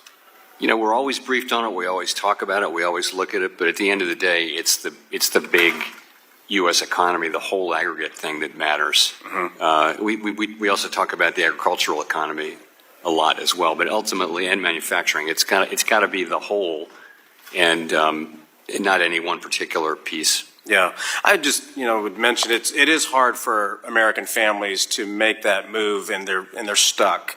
And so I would just highly consider ask you to consider that piece of it, because when Americans can't move and Americans can't upgrade or move laterally even, it really keeps the economy kind of holds the economy back a bit when Americans don't have that. But again, I want to say thank you, because you have a tough job, but I haven't heard from anyone in my district asking interest rates to go up. So I'll just pass that along from Indiana's 3rd District. So with that, Mr. Chairman, I'll yield back. Gentleman yields back. The chair now recognizes the gentleman from Colorado. Ms. Peterson is now recognized for 5 minutes. Thank you, Mr. Chairman, and great to see you, Chair Powell. Thank you so much for being here today. I want to thank you for your long service to our country. I know that you've served under many Democrats, Republicans. You've always been nonpartisan and done your job to put our country first, and we appreciate your steadfast leadership. And if you are not reappointed, it will be very missed here. I have some concerns when I think about, I know you've touched on this a little bit through the questions today, but around the independence of the Federal Reserve. Your job, no matter what president you served under, Republican or Democrat, was to make sure that this was not a political position while you brought news that some would not be happy about because it reflected what you had to do to address inflation. You know, when I think about the conversations we've had going through the global pandemic and the economic fallout and how we had to infuse money throughout our country to keep our services afloat, our businesses afloat. And while we suffered from inflation like the rest of the world, we had the quickest, strongest recovery.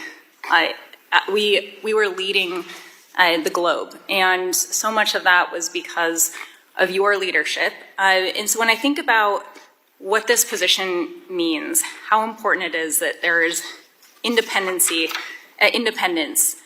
what are your biggest concerns about a potential successor that doesn't prioritize that and wants to do what is politically asked of them versus what they need to do for the country? And what are their long-term repercussions if you're not acting on addressing the economic uncertainties and trying to address inflation in this position? So I wouldn't speculate on that, but I would say, the credibility of the Fed on price stability is very, very important. People believe that we will bring inflation back down to 2% over time. And once if they really do believe it and it's true, then that'll have big effects on not just short-term rates but long-term rates. If that were to be called into question, then you'd see long-term rates go up. I mean that credibility once lost is very expensive to regain, is what the historical record says. So I just think I think people should understand that credibility on inflation is hard won and something we need to constantly tend. And that's what we're doing with our current policy, is just being careful with potential inflation risks. We haven't overreacted. In fact, we haven't reacted at all. But we're being a little bit careful about that set of questions as we decide what to do next. And thank you for bringing that up. As we look at where we were, how far we had come in our economy, things were starting to stabilize, and we were starting to finally see a relief on the interest rates. They were starting to go down. Now they're holding steady. Can you talk about why the instability? When we look at tariffs, around the increase in the deficit by the proposed big ugly bill that is being brought through Congress right now and increasing our debt by trillions of dollars, and having our credit downgraded again because we are increasing our deficit. So with this economic uncertainty, where we were going, we were on the way down for reducing our rates, and now we have to hold steady to address the instability. Is that correct? I'm sorry, could you just briefly restate your question there? I apologize. Yes, I'm going to do this the best I can with with Sam here. That with our having to address inflation, as we've started to see it, you were able to decrease the rates. We were starting to go down a little bit. We were seeing that our economy was finally in a solid place. Prices were starting to go down. And now, with the economic uncertainty, we're starting to see that you had to hold steady, whereas everyone was projecting before this administration came in with these changes that it was going to continue to go down. Can you talk about why you have had to choose to hold steady on the interest rates? So we just, We stick to what we're assigned to do, which is maximum employment and price stability. We don't have opinions on fiscal policy or trade policy or immigration policy or any one of another, or regulation policy, other than we have our regulatory responsibilities.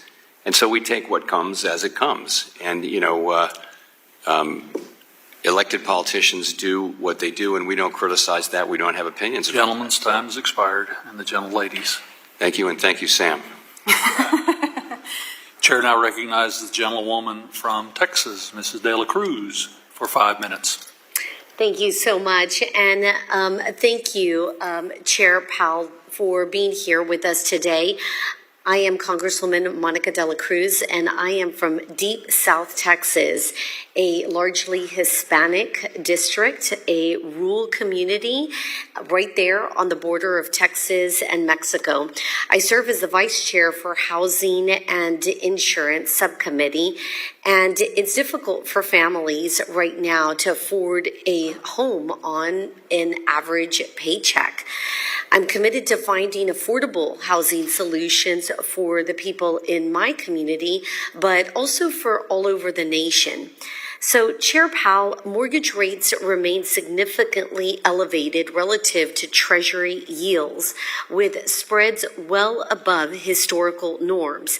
To what extent does the Federal Reserve believe its balance sheet policy, particularly the runoff of MBS holdings, is contributing to this widening, and how does that factor into your broader assessment of financial conditions? I don't think that our runoff of MBS is a particularly large contributor to that situation.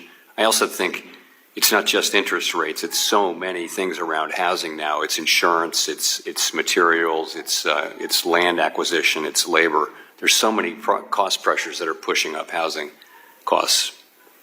Thank you. With that being said, moving on to an entirely different topic, if the Federal Reserve focuses on issues outside its dual mandate, there are more opportunities for policy mistakes. How can you ensure that no other climate policy work is being done at the Federal Reserve? So it is a big risk to our independence if we were to stray into areas where we shouldn't, that really aren't part of our mandate. And I would agree that climate is the biggest risk. So we really did the bare minimum. We did much less than I think people understand in the climate area. All we did was one piece of guidance, and then we ran one stress scenario, and by the way, didn't find anything. And I think you don't look to us to try to take on a bigger role or really to play any role in climate, which I personally think is an important issue and one that needs to be dealt with by elected officials. And for bank regulators just to step in and take that on without a mandate from Congress is not a good idea. It's not a good solution, and it's not a good way to remain independent. Reclaiming my time, what kind of climate guidance did you make? So for just the big banks, I believe, we asked them to monitor to have a framework for which they would monitor their risks from lending.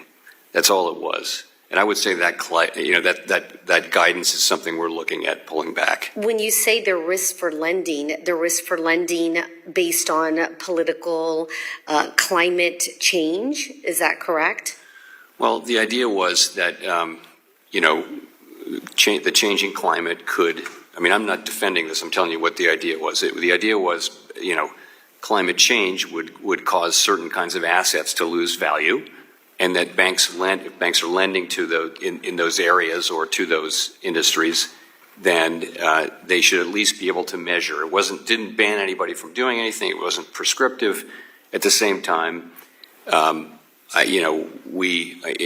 have the feeling that the side effect of it would be to discourage lending, and we don't want that to be the case, so that's why we're looking at it. Well, it does sound like that is policy that is based on political agenda.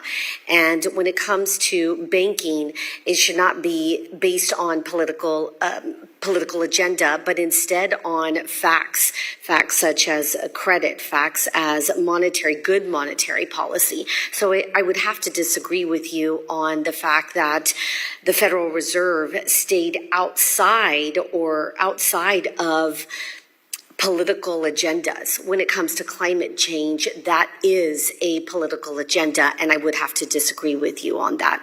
Thank you. I yield back. Gentlelady yields back. The chair now recognizes the gentleman from California.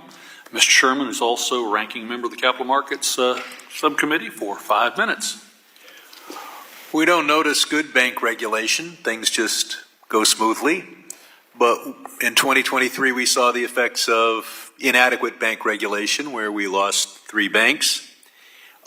There was a proposal that passed the House that would have cut the pay rate of your bank inspectors and regulators down to 70% of the rate paid at FDIC. So you would have been 70% of what the other major bank regulation agency did. I know you've announced things about headcount, but I'm focusing here on just the rate of pay.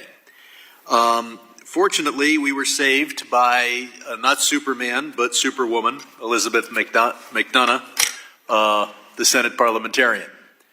But what effect would it have had on our ability to have good bank regulation if you had to go to all the folks in doing bank regulation at the Fed and say that their pay is going to be cut to 70% of the rate of pay over at the FDIC? It would have made it harder for us to attract or to retain personnel. It also would have knocked down something we've had for 90 years, which is a sort of a moat that allows us to take care of HR issues on our own without Congress. Gotcha. I've got a couple of questions I'd ask you to respond for in the record. The first is Section 899 of the big ugly bill, big beautiful bill, whatever you want to call it. Enforcement of remedies against unfair foreign taxes. What this does is it imposes a tax on those residents of about 24 foreign countries should they invest in the United States, including in our treasuries.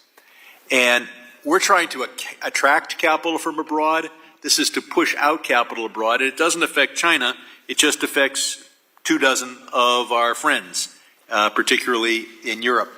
The other thing I'd like you to respond for is the record is the tariffs and the effect that that has not only on the inflation rate, but therefore on interest rates.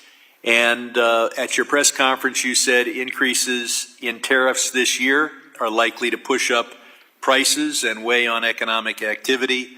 And I'd certainly like to know more about that. The Treasury has our reserves, but you also have a liquidity fund, which I believe involves buying and selling foreign currencies. And so that begs the question whether if you're allowed to buy the euro, whether you're allowed to buy cryptocurrencies. And of course, the president has said that some agency of the federal government should have a strategic crypto reserve. Do you or your successors have the legal right to take assets of the Fed and buy Bitcoin or Trump coin? No, we don't, and we do not seek this authority. I hope very much that your successor is not someone who tries to stretch existing statutes and come to an opposite answer. I'd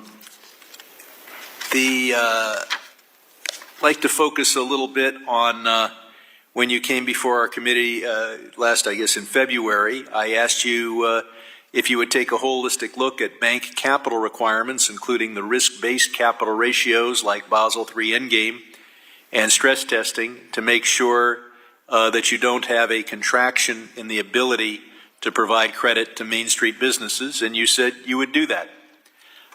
So my question this time is, how does the Fed plan to sequence the various capital requirement reform proposals that we expect to see in the coming months? In what order will you proceed with reforms on Basel III weight risk capital, leverage ratio, stress testing, and the GSIB service charge, knowing that these have interactive effects? Can you tell us what the sequence will be? So I really do. This is the heart of what the Vice Chair for Supervision is assigned to do, is to bring proposals to the board. And I read that as giving her she's the one who will decide that sequencing. You're right there. There are many things, and it's really up to her to decide what's the timing, what's the priority. And I don't actually know exactly what she's only been confirmed for a couple of weeks, so we're just getting going. With you as the head of the agency, even if she is supposed to decide the sequencing, that your agency would tell us what the sequencing is going to be, and understand how important it is for people to know what the order, those various regulations will have, and I yield back. Gentleman yields back. The chair now recognizes the gentleman from Iowa, Mr. Nunn, for 5 minutes. Well, thank you, Mr. Chairman, and thank you, Chairman Powell, for joining us again here. We have a saying, Iowa is nice, kind of boring. We want our Fed chairman to be just the same, and you're doing a great job at that. We appreciate it. Thank you. Nothing gets boring. We like that, too. Look, you have a lot of great staff that come from Iowa as well. I appreciate you having them on your team. We also want to recognize the fact that, folks in Iowa are still feeling the challenges of the last 4 years. We're middle America. It is the heartland of the country, but it also means that impacts that change things on the coast don't always get felt the same way in the Midwest. And so as a result, folks are stretching every dollar as they face everything from higher grocery prices, eggs, to trying to buy just that first car, or even maybe that first home. And interest rates to them matter as they do everywhere else, but they're even more. Now, I will offer, the President has made great strides in making progress for Iowa families, and wage growth is moderating nationwide. Many Iowans still feel, though, that inflation spikes impact them. And with the President focused on rebuilding the middle class, I'd like to talk a little bit about how the Fed ensures that this heart of the heartland can feel the benefits of a soft landing as you've laid out. Oh, you're asking me how you will feel the benefits of the well, I would think pretty open-ended question. So I think, our goal is to keep the economy strong, the labor market strong, and price stability fully restored. So that's really what we can provide, is a long period of stable prices. And we define that as Chairman Greenspan used to, which is people can make economic decisions in their families and their jobs where they don't have to think about inflation all the time. And we're getting back closer to that place, but we're not quite there yet. That's the main thing we can now do. And once we restore price stability, very soundly, that gives us the ability to react more strongly to downturns in the economy without having to worry about inflation. And so that's, we have limited scope, but those are two very, very important things that we can deliver that benefit all families. I would agree. So I guess I would also like to focus here on the short term. The Fed Reserve has slightly lower rates to ease borrowing costs for rural communities, and long-term trade negotiations strengthen our global position. Would you agree that the agricultural sector in particular is vulnerable to both interest rates and recognize international markets? And how would the Fed evaluate the unintended consequences of policy on commodity-dependent economies in a state like Iowa? So we have a number of our Federal Reserve Bank presidents represent districts which have extensive agricultural operations and families and farms. And so we hear from them kind of all the time, but we hear from them in great detail around every FOMC meeting. And we understand that times, pretty challenging right now in the agricultural sector. We take that into account. Ultimately we're responsible for the aggregate level of the economy and for keeping inflation under control and maximum employment. But we do very much think about and take into consideration the agricultural sector and the people in it. We appreciate that evaluation. I know there are farmers back home as well as, our bankers who value that because they're the ones providing the capital for it. I want to talk a little bit on the national security side as the Vice Chair of NATSEC here. If foreign actors begin weaponizing Treasury sales or dollar reserves, what tools does the Fed have to help preserve financial stability and the dollar's status as a reserve currency within the world?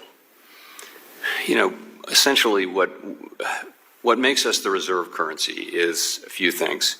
It is our great democratic institutions. It is that we have open capital markets, very open capital markets, and it is that we have price stability and the rule of law. Those are the things that make you the reserve currency, and you can keep that status as long as you maintain those things. Of those things, the thing that we contribute is price stability over the long run.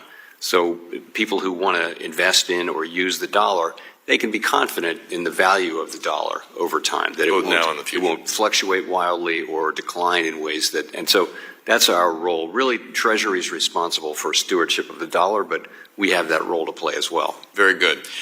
In the brief time that I have left here, I just came back from a trip to Saudi and the Arab states.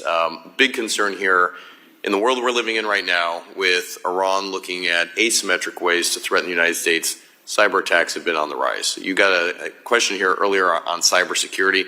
Help us feel confident the Fed is doing everything they can to protect us from a cyber threat.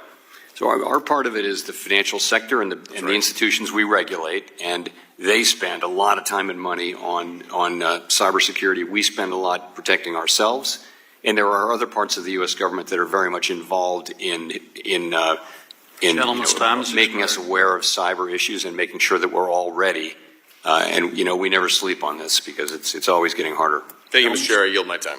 Gentleman's time has expired. The gentleman from California, Mr. Vargas, is also a ranking member, and my colleague on the Monetary Policy Task Force is now recognized for 5 minutes. Thank you very much, Mr. Chairman. Thank you, Ranking Member. Appreciate it.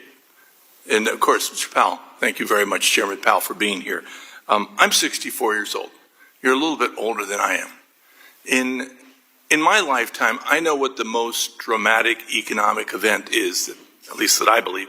In your lifetime, what do you think is the most dramatic economic event that you lived through? As a country, as a world? So as an adult, I would say the global financial crisis and the pandemic. No, just one. You get to pick one. Events. Sorry? You get to pick one. You pick two, just one. I would say there's a third, which would be the great inflation. So I'm going the wrong way here. You're going the wrong way. Yeah, just pick one.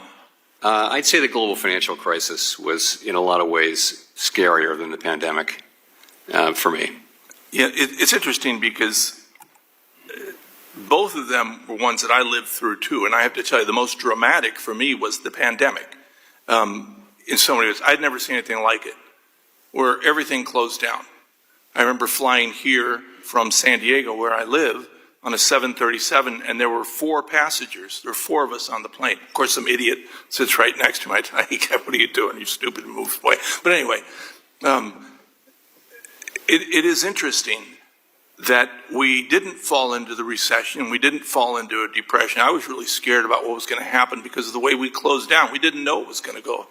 We didn't know it was going to happen.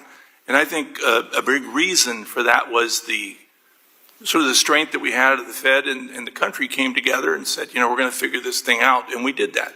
You didn't panic. You guys were very independent. I think everyone did their job. The reason I say that is because I do worry about the independence of the Fed now going forward. So a question, can the president appoint himself as the Fed chair? It's a question, but not for me. You're the Fed chair. You should know. You should know what the requirements are to be the Fed chair. Can he appoint himself? I don't know. You don't know that question? What is it? Well, you're the Fed chair. What is the requirements to be the Fed chair? Nominated by the president, confirmed by the Senate.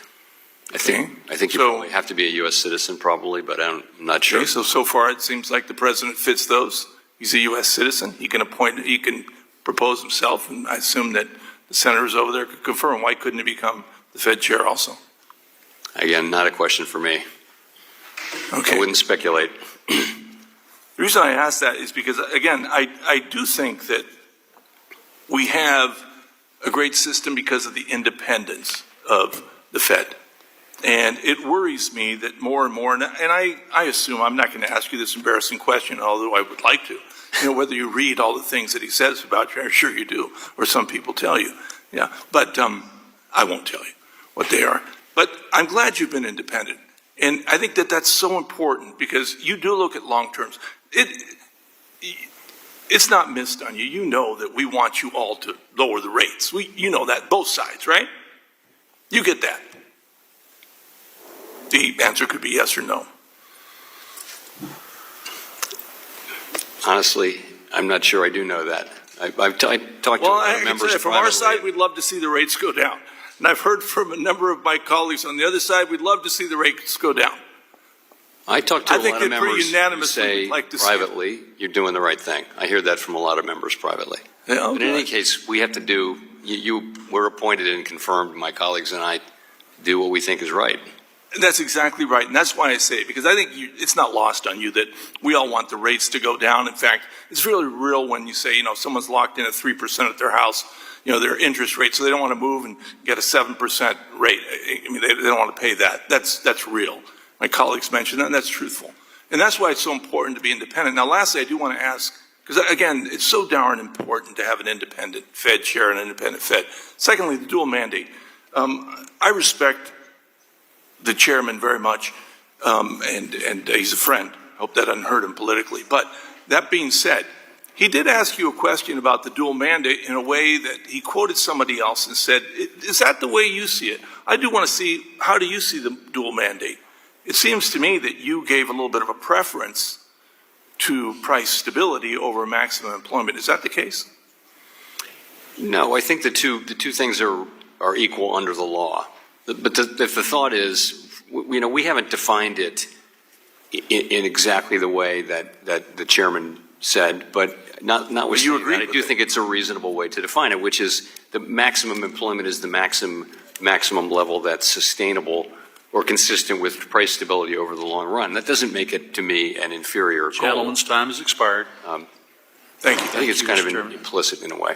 The chair now recognizes the gentlewoman from Michigan, Ms. McLean, for 5 minutes. Thank you, and thank you so much for being here. I appreciate it. As a business owner, small business owner myself, access to capital is extremely important to me. So I want to talk a little bit about the Fed's balance sheet and just get a better understanding of how we're thinking about it. I mean, some experts say that the Fed's balance sheet or large balance sheet is distorting the markets and keeping long-term rates, let's say, too low. Also, I think it limits the access to capital, right? Historically, if I'm accurate, the balance sheet's been about $4 trillion prior to the pandemic. Then we raised it, almost doubled it to about $9 trillion, and now it's on a kind of a downward trajectory to about 7.2. Again, if my math is right. Do you think we're on the right track in shrinking this balance sheet? I do, yes. I'm trying to get a sense of what the landing spot, in your opinion, should be. Do you think we'll get back to the $4 trillion? No. So we're in what we call an ample reserves regime. And what that means is that the quantity of reserves, demand fluctuates, and this means the quantity of reserves can fluctuate without affecting interest rates. And we think that's a good thing. What that means is there's going to be a lot of liquidity in the banks and in the financial system. That's a good thing. There wasn't enough liquidity before the global financial crisis. That was one of the problems. We have some shrinking left to do on the balance sheet, but we're not going to get down as far as you asked. Where do you think we'll land? Because let me start. I'm sorry. Where do you think we'll land? I can't give you an exact number, but we're going at a pretty modest pace now. We've slowed down, kind of cut in half twice the speed.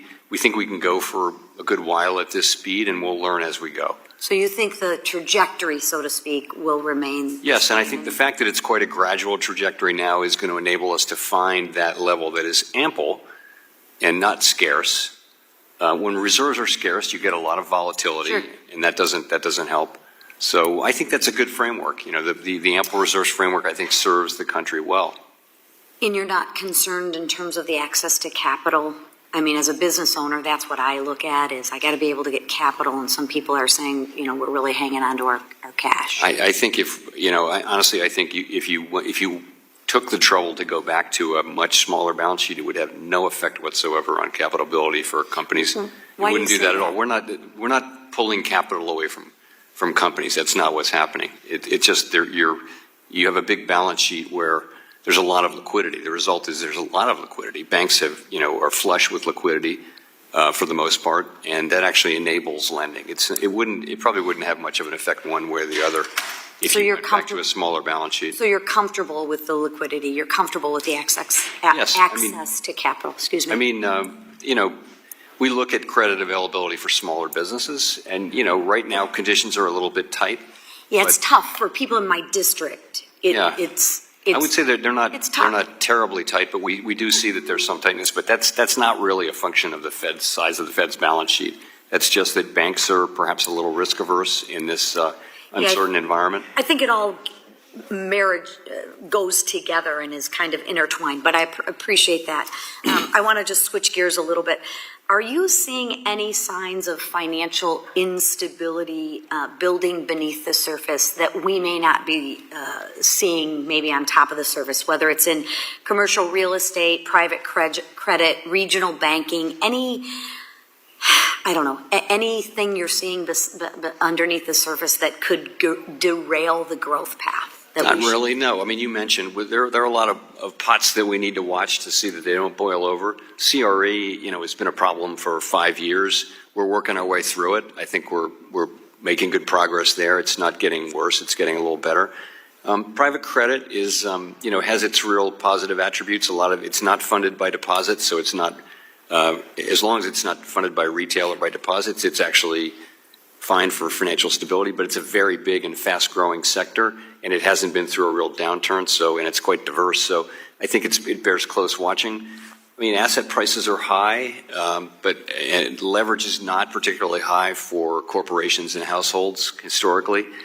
It's not particularly high for banks. Banks are well capitalized, so I think overall financial stability conditions are not in a place where we worry a lot. So we're really poised in a pretty good position economically. Gentlelady's time has expired. Yes. Absolutely. Thank you, Mr. Chair. Absolutely. Thank you. The chair now recognizes the gentleman from Illinois, Mr. Caston, for 5 minutes. Thank you, Mr. Chairman, and Chair Powell, nice to see you again. We had spoken in February about some concerns I had about some of the cuts in some of our economic data reporting agencies, and I think you'd said at the time that you didn't have a concern, but if you would alert us if there were concerns. You'd mentioned this with Mr. Liccardo, and I gather, if I'm paraphrasing you, I think you said that you're not concerned about your access to data right now, but I think you said that you don't like the direction of travel. I wonder if you could speak to, well, first, I'm going to work under the assumption that as the chairman of the Fed, you probably have more access to economic data than just about anyone in our country. I am more worried about the impact on smaller businesses that don't have your access to data, whether, someone thinking about hiring decisions, looking at regional inflation rates, all the data we get from those resources. How concerned should we be, if an efficient economy depends on, at some level, on equal access to information? How concerned should we be that our business community, with some of these cuts to BLS and elsewhere, is not going to be able to allocate capital as efficiently as otherwise would be in this moment? The reality is that essentially all the data we use overwhelmingly is public data. The difference isn't that we have more access. The difference is that this is our job, and we follow the data very, very closely. But, the employment reports, the CPI reports, the analysis of that by many economists, internal and external. We just spend all of our time on this stuff, but I think large businesses have the exact same. Well, but I'm talking about BLS has announced they're cutting 350 indexes, so that data is no longer going to be public data. That's a different thing. Okay, so if you're asking about that, I don't want to say, and it wouldn't be true to say that we can't do our jobs with the data that we have now. That's just not true. The data overall, we get the data. These jobs you're always going to make mistakes. It's never going to be certain in any time. But I would say seeing that survey sizes are shrinking and we're seeing more volatility, for example, in the labor market data, lower response rates and things like that, that's not good. We should be getting better and better and better. Yeah. I would add the private sector, by the way, we use more and more big private sector data sets. And that is a relatively new thing for the last 5 or 10 years. Yeah, and oftentimes it doesn't replace the U.S. government data has been the gold standard. Yeah, and I guess I get concerned because some of those data sets, of course, you have to pay for, and not every business can afford that. I want to, staying on the data point and picking up on what Mr. Himes was saying, Yeah, I think only a fool would predict they know what's going to happen in the Middle East right now. But I get concerned that we have, trying to handicap, the Saudis have been very open that they would like to not see the price of oil get above a point where they're going to lose market share, much to the dismay of U.S. frackers. U.S. frackers have been wanting to see it go the other direction. I don't know how to handicap which group is going to have more impact on Trump right now. But I would like to have some smart person out there taking a position on what is happening in oil markets. And the Energy Information Administration has now announced they're not going to run the International Energy Outlook anymore. Should we be concerned about that piece of data as we think about what's happening in global energy markets right now, given all the pressures between various suppliers of where they'd like to see the price go and the wild card that is Iran and the Red Sea? You know, I don't particularly know that specific report. You know, I know there are many entities that do data analysis around energy and oil and the availability of it and the price of it and all those things. So I can't speak to that one report. Okay, well, I mean, again, just my own experience before coming here, I relied a lot on that, and if I was in my past job, I would now basically have to rely on the International Energy Agency, which in general was not as robust as the DOE data. And so it's a gap. And I guess maybe I'll just close with, you know, I think a lot of this gets tied together with the Office of Financial Research, which would presumably be synthesizing a lot of this information for you. Your predecessors, Janet Yellen and Ben Bernanke, both recently urged the opposition to cuts in Office of Financial Research that are in the bill that the Republicans are pushing through. Do you share your predecessors' concerns about the importance of that agency to synthesize some of this disparate things so that you can do your jobs, that the American people can do your job, or do you share the views of the Republican Party that that agency is not necessary? You know, I'm not going to take a position on the bill, on the reconciliation package on specific issues like that don't relate to us. I will say generally, I'm a big fan, and everyone at the Fed is a big fan of good data collection. Gentleman's time has expired. The chair now recognizes the gentleman from Montana, Mr. Downing, for 5 minutes. Thank you, Mr. Chair. Our national debt now exceeds $36 trillion. Congressional Republicans have made it our mission to rein in out-of-control spending, from repealing the Green New scam, enacting common sense Medicaid and SNAP reforms, and rescinding wasteful spending. Mr. Chairman, you have repeatedly said our national debt is not currently at an unsustainable level, but it is on an unsustainable path. Can you describe what the point of no return looks like when our debt reaches an unsustainable level? So there's no way to know exactly what that is, but ultimately, if the debt is growing substantially faster than the economy, by definition, at some point it will not be sustainable. So, we don't have oversight responsibility over the fiscal authorities, but that's traditionally what my predecessors have limited themselves to saying, and I'll say it too. And what effect would that have on the economy? So you'd see rates go up. It would be very challenging to. I think if you wait too long to fix the problem, you'll have to fix the problem eventually. If you wait too long, it'll be much more painful. Yes. I believe the U.S. dollar status as the global reserve currency is essential. It allows the U.S. to borrow at lower costs, which stimulates economic growth and increases standards of living. The Trump administration is actively negotiating to ensure we are no longer taken advantage of by our trading partners. At a previous Monetary Policy Task Force hearing, all of the witnesses agreed that the recent volatility in the Treasury markets did not permanently damage the dollar's global reserve currency status. Do you agree? I do. Thank you, sir. Let me turn to oversight of the Federal Reserve. I certainly believe that had the Federal Reserve responded faster by raising interest rates earlier to combat the inflation crisis of the previous administration, that interest rates would not be as high as they are now. I hear frequently that from my constituents that they're increasingly getting priced out of the housing market while interest rates remain near record highs despite the rate of inflation coming down. So, Mr. Chairman, I appreciate the Fed's increased transparency under your leadership, and you've always welcomed congressional oversight into the Fed. And I also appreciate the comments you've made about the limits of our knowledge demanding humility. So with that in mind, Can you point to oversight practices of other governments into their central banks that could be replicated with the Federal Reserve? That's an interesting question, and I want to think about that. I'll come see you and we can talk about that. I think sir.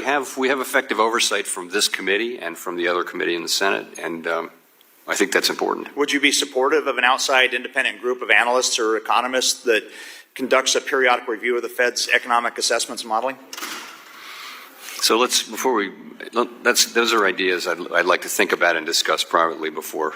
So do you have any other ideas to increase oversight in the Federal Reserve? I think, like my predecessors, I've fostered, more and more transparency at the margin, and I think that's appropriate. I think transparency is critical if we're to maintain our democratic legitimacy. So I've tried that, but I'll devote some more thought to that question. Well, I look forward to following up, and I thank you for your responses. And on that, Mr. Chairman, I yield. Gentleman yields back. The chair now recognizes the gentleman from Texas, Mr. Gonzalez, for 5 minutes. Thank you, Mr. Chairman, and thank you, Chairman Powell, for being here with us today.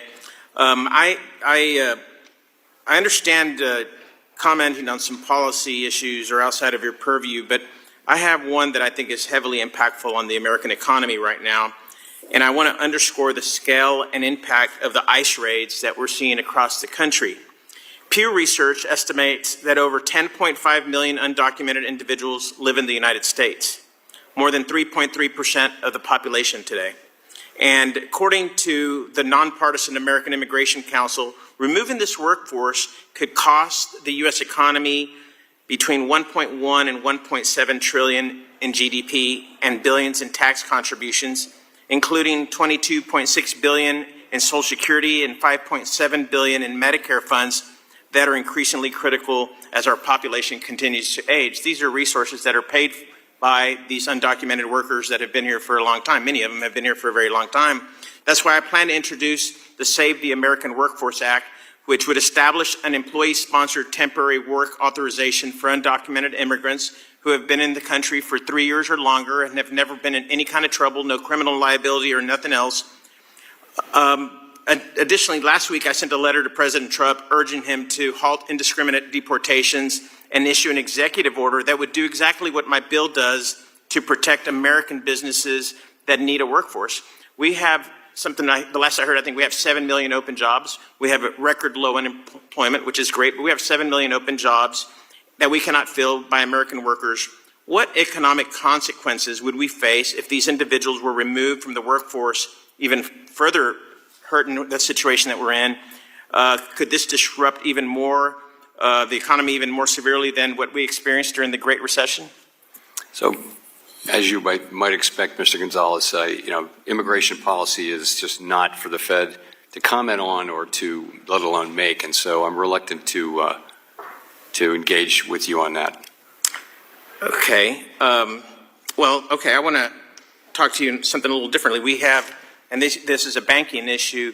Banks are making, billions of dollars of construction loans across the country that are timelined, and contractors are not able to fulfill their obligation because they don't have the labor force in the middle of the jobs to finish. I mean, I'm hearing stories in Texas, at least, where people are pouring concrete at midnight.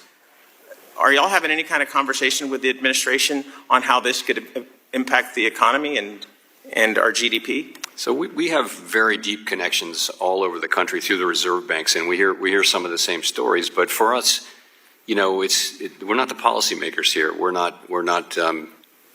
We don't report this to the administration. We don't just publicly have a view on it. It just is what it is. So we're our responsibility. Maximum employment, price stability, many other factors affect those goals, but we don't make those goals. We don't make the policy in those extraneous areas, which include things like energy, for example, or immigration, or fiscal policy, or any number of things. We try to stick to our knitting because that's how we remain independent. Yeah. We're living such unconventional times that I would love to have that. It would be great if y'all were having those conversations in the administration. But moving on, the U.S. dollar has also long been the world's dominant reserve currency, but that position is facing growing pressure. As of 2024, BRICS nations led by China and including Brazil, Russia, India, and South Africa have stepped up efforts to reduce their reliance on the dollar in global trade. China, for instance, has expanded the use of the yuan in energy transactions and cross-border payments, while BRICS is actively developing alternative payment systems that could erode the dollar's global role. At the same time, inconsistent and unpredictable economic policies from the White House have contributed to a drop in the dollar's value, now at its lowest level in 3 years.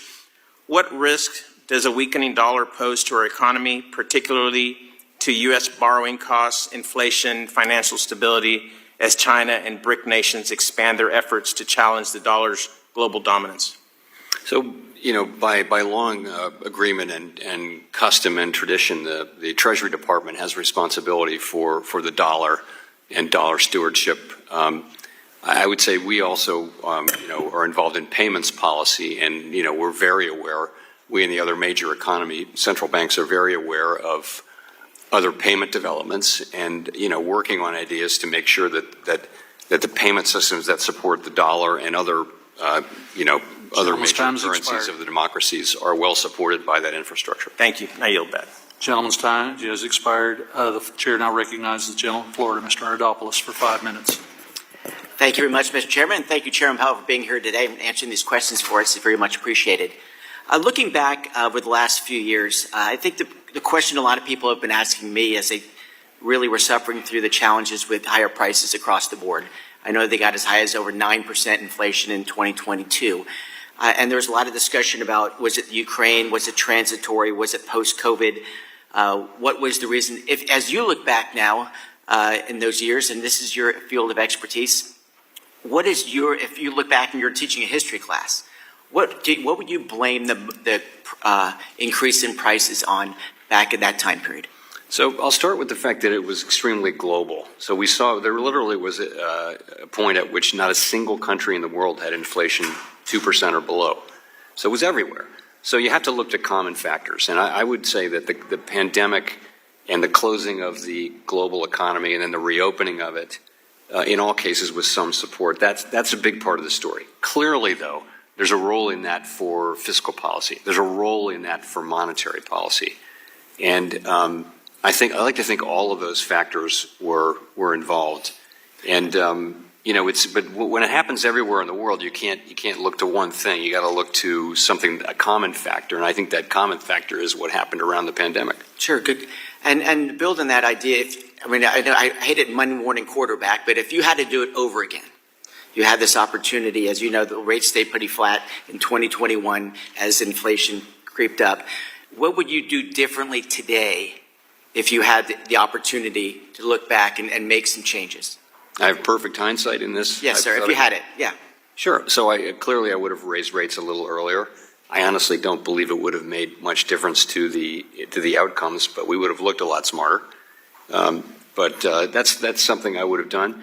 The other thing is, ultimately, we did get all the way back to 2% inflation just about without having a big increase in employment. So that was not at all expected. So I don't know how that would have affected my behavior, but somehow things really came out much better than everyone had anticipated. Was that it would take high unemployment to restore inflation, but it didn't.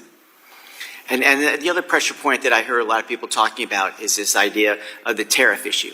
I've heard for months now that the sky is falling, but it seems at this point at least that the inflation rate is pretty steady.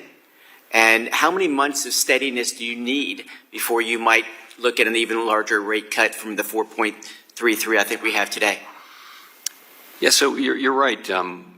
Inflation, the non-tariff parts of inflation that we've been working on for 3-4 years are behaving really well. And that was our forecast, but it's good to see it coming true. I would say we expected that tariffs take a while to work their way through the distribution chain, several months. And I would say we would expect to see meaningful effects, kind of June, July, August. And if we don't, we'll be learning something. We have a highly adaptive, flexible economy, and it's certainly a possibility that the tariffs that we expect will come through in a much smaller level. We can't know that until we actually see it, but I think we'll be learning as we go, and if we see that, then that would lead us to want to cut earlier. The other thing that would lead us to want to cut earlier is if we actually did see some weakness in the labor market of a troubling nature, and we don't see that. Those are the two things we'll be looking for. And the last question I'd ask is, at that same time period where, as you put it, the global issue of inflation, I get that, but at the same time period, there's pretty radical increase in spending in 2021 by the federal government. What factor did that play in the inflation level? Certainly a factor, I would say. As I mentioned, fiscal policy definitely played a role. I think if you take a step back from those things, what happened was demand came back so much stronger than we expected. You remember, if in late 21, early 22, you had the pandemic still going on, Omicron going, was it 21? Yeah, 21 into 22. And demand was just much stronger than people expected. And by the way, the supply side was much slower to recover. So that's the labor force, that's all of the snarled up supply chains. The supply side took a long time to recover, and demand was much stronger. That story created the high inflation. Behind that, fiscal policy played a role, the spending did, monetary policy played a role, and the pandemic. But you would agree that the government spending did play a significant role in that as well? Yeah, I would say that. Okay, yeah. Thank you. Thank you, Mr. Chairman.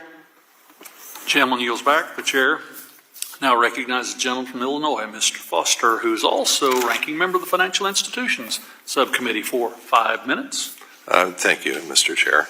Following up actually on Rep. Gonzalez's line of questioning, so in addition to your dual mandate, do you believe that that preserving the U.S. dollar and the primacy of the U.S. dollar is part of your job description? I think it's something, it's not formally part of our job, but yes, it's something that we care about, and we certainly wouldn't want to undermine that. But that's really, Treasury has the primary role around the dollar. That's been the case for some time now. Yeah, I was just wondering how you deal with the sort of worldwide drop in investor confidence in dollar-denominated assets. Frankly, due to a president who kind of disregards conventional economic theory and whose answer to nearly every question seems to be, well, I haven't decided yet, or maybe I'll give you an answer in a couple weeks. Maybe I'll just comment, it must be challenging. Now, one of the things I've been very concerned about is, in terms of the job market, is artificial intelligence and the coming impact there. We're seeing predictions by the leaders of the leading AI firms that within 1 to 2 years, a majority of entry-level white-collar jobs will be gone. And there are products that are being released to market that propose to do pretty much exactly that, and I anticipate pretty high uptake of those things to essentially eliminate back office operations in small businesses, things like that, or intermediate sized businesses. And we're already seeing layoffs in the big tech firms. Microsoft had a big round of layoffs where 40% were computer coders and maybe another 20% supervisors of computer coders. And so I was just wondering, what sort of analysis is the Federal Reserve doing about that job shock, and how is it going to affect your dual mandate when it lands, perhaps as early as the next year or two? So I think economists everywhere are doing work analyzing the potential implications of AI for employment, and some of the very things that you mentioned. And we're certainly both consumers and producers of that kind of research. And don't think anybody, I certainly can't make any positive statements with great confidence about what will happen, but there's certainly a possibility that, at least at the beginning, AI will replace a lot of jobs rather than just augmenting people's labor. Over a long run, the history shows that generally new technology raises productivity and creates new jobs over time, but it can be disruptive in the very short term. And AI, anyone who's been exposed to AI, has to be kind of stunned with what it's capable of. And if you think, oh, this is just the beginning, they say that 2 years from now, the things you're looking at will be left behind by the continued development. So I think it is certainly everything you would want in a transformational technology, and I think that unknowable but certainly to be important effects on the labor market. And I hear the same things you mentioned from CEOs, that they can see a way to significant reductions in employment, but I don't think we know that. Yeah, but the question is, are you developing a playbook for this shock? Part of your job is to look at tail risk, and this is probably not even a real tail risk at this point. A lot of the CEOs think it's more probable than not. You're seeing law firms just not hire the same number of junior associates just across the economy. Are you actually developing a playbook in case the shock is real, and what you may or may not be able to do with monetary or other policies? The playbook is really in your hands and in the private sector's hands. We will be trying to maximize employment, and that will be what we do. And we'll try, at the same time, we maintain price stability. Yeah. So we don't have the tools to. You're talking about transitioning people into new jobs and new lives, and before AI wipes out those new jobs you're retraining them for. Yeah, okay. Well, but think about it. I urge you to think about it, and what you will do if that job shock hit. So last week, Fed put out a request for information on ways to mitigate check and payment fraud. Despite a decline in the use of checks, check fraud is really very prevalent. And I was happy to join Chair Hill in sending you a letter and other banking regulators, as well as FinCEN, urging action. Can you summarize what you have in mind doing in response to that letter, or what you've learned when the outreach that resulted from it?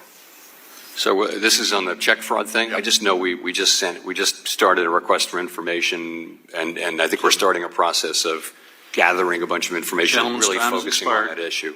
Okay, and if you could say what you're actually going to do in response to that. Gentleman's time has expired. Thanks. Thank you. Yield back. Gentleman yields back. I now recognize myself for 5 minutes. Chair Powell, we've discussed this several times before, but the issue remains, so I continue to raise it. I sent you a letter several months ago urging you to seek public comment and permanently revisit the SLR and ESLR, particularly given the constraints current calculations places on market participants' ability to intermediate in the Treasury market. I'm glad to see that you're meeting tomorrow to discuss the issue. And I know you've discussed this with Mr. Flood, but I want to clarify a couple of things. The last time you testified before the committee, you said you were concerned about the levels of liquidity in the Treasury market, and that one obvious thing to do would be to reduce how binding the SLR on intermediate capacity. Are you considering changes in the SLR and ESLR, and will you consider exempting Treasuries and reserves from the SLR and ESLR? So I do think we've effectively raised the capital tax on all kinds of intermediation activities, and that certainly includes Treasury market activities. So I've long favored leverage ratio reform, and so we're putting out a document for comment, which will seek comments on one particular proposal and alternatives to that proposal, as I mentioned earlier. Which I think answers my next question, which will you look at changes at the leverage ratios that constrain a bank's ability to participate? Yes, that's the idea. In your view, would allowing netting mechanisms for derivatives on treasuries encourage participation in the market? And would you consider looking at that with your prudential counterparts? This is for derivatives? Mm-hmm. My first phone call on that would be to Vice Chair Bowman to ask her what she's planning, but I'm certainly open to that conversation. Absolutely. Let's discuss the framework review. You've said that the review of the consensus statement is complete, but potential changes to communication strategies and tools may continue into the fall. When can we expect the framework review to be complete, and will you provide opportunities to receive feedback from members, industry, and the public on any changes the board is considering? So the framework review, there are two parts of it. There's the consensus statement, which contains our monetary policy framework, and then there's communications. On the first, the framework, we've had the meetings that we needed to have to talk about the employment mandate and the price stability mandate and how we might change the framework. Now comes the discussion between participants on the committee, all 19 of us, about exactly what language to use in the new framework. And we're just entering that phase between these two meetings and at the July meeting, and hopefully we will be able to announce something near the end of the summer. And I expect that will be, and by the way, we've talked about, we've laid this out a little bit in the minutes as we go. One last question. The NPR notes that the FOMC's policy deviates from the first difference policy rule. Will you provide a justification for why the FOMC decided against that path? Against the first difference rule? Mm-hmm. Well, as you probably know, there are 5 rules that we talk about there, and the first difference rule is the one that calls for a price hike. The other 4 say that we're in the right place. So the Taylor rules generally are very supportive for where we are. It so happens right now. First difference rule is a very interesting concept, which we can talk about online, which has a lot of appeal, but it can be a little bit volatile too. And right now it's calling for a rate hike. The other 4 are calling for us to hold our policy where it is. The irony. Thank you, Mr. Chairman. I yield back the balance of my time, and I turn to the gentleman from Oregon, Mr. Bynum, for 5 minutes. Ms. Bynum for 5 minutes. All right. Thank you, Mr. Chair. I want to start off with just kind of a foundational belief I have. This big, beautiful bill is trash, and it's actually increasing our costs. But thank you for being here today. I was just back home and saw firsthand that businesses across the country, across my state, are worried about inflation and rising costs. And particularly for our state where we make chips, we import, export agriculture, and we have apparel. So just want to level set there. My Republican colleagues have actually been focused today on asking you to lower interest rates, but they're seeming to ignore the market chaos that the president has caused. So my first question is, it's my understanding that one of the key responsibilities of the chair of the Federal Reserve is to stabilize prices and fight inflation. Is that right? Yes.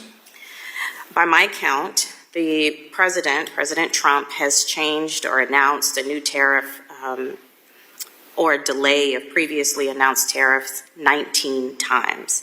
And so has the president's ever-changing tariff made it easier or harder to stabilize prices and fight inflation? So I by practice never comment on things the president does or says. Has the administration's policies on tariffs, or the administration. has the change in policy on tariffs made it easier or harder? So it's not up to us to judge these changes. These are things that elected politicians get elected and do, and it's just not our job. You know, our job is to provide stable prices and maximum employment to the public, and that's what we do. So we do expect there will be a set of price increases from some of the price increases from tariffs will flow through to the consumer. We don't know whether that will be persistent or how large it will be, and so right now we're kind of in watch and wait mood until we have a better sense.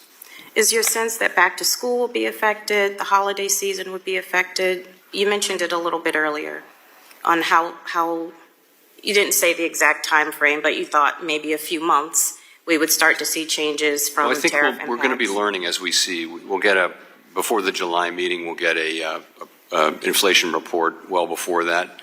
And, you know, we're going to be looking to see, we expect to start to see meaningful increases through the goods channel. And if we don't see that, then that'll be telling us something. We'll be learning from that.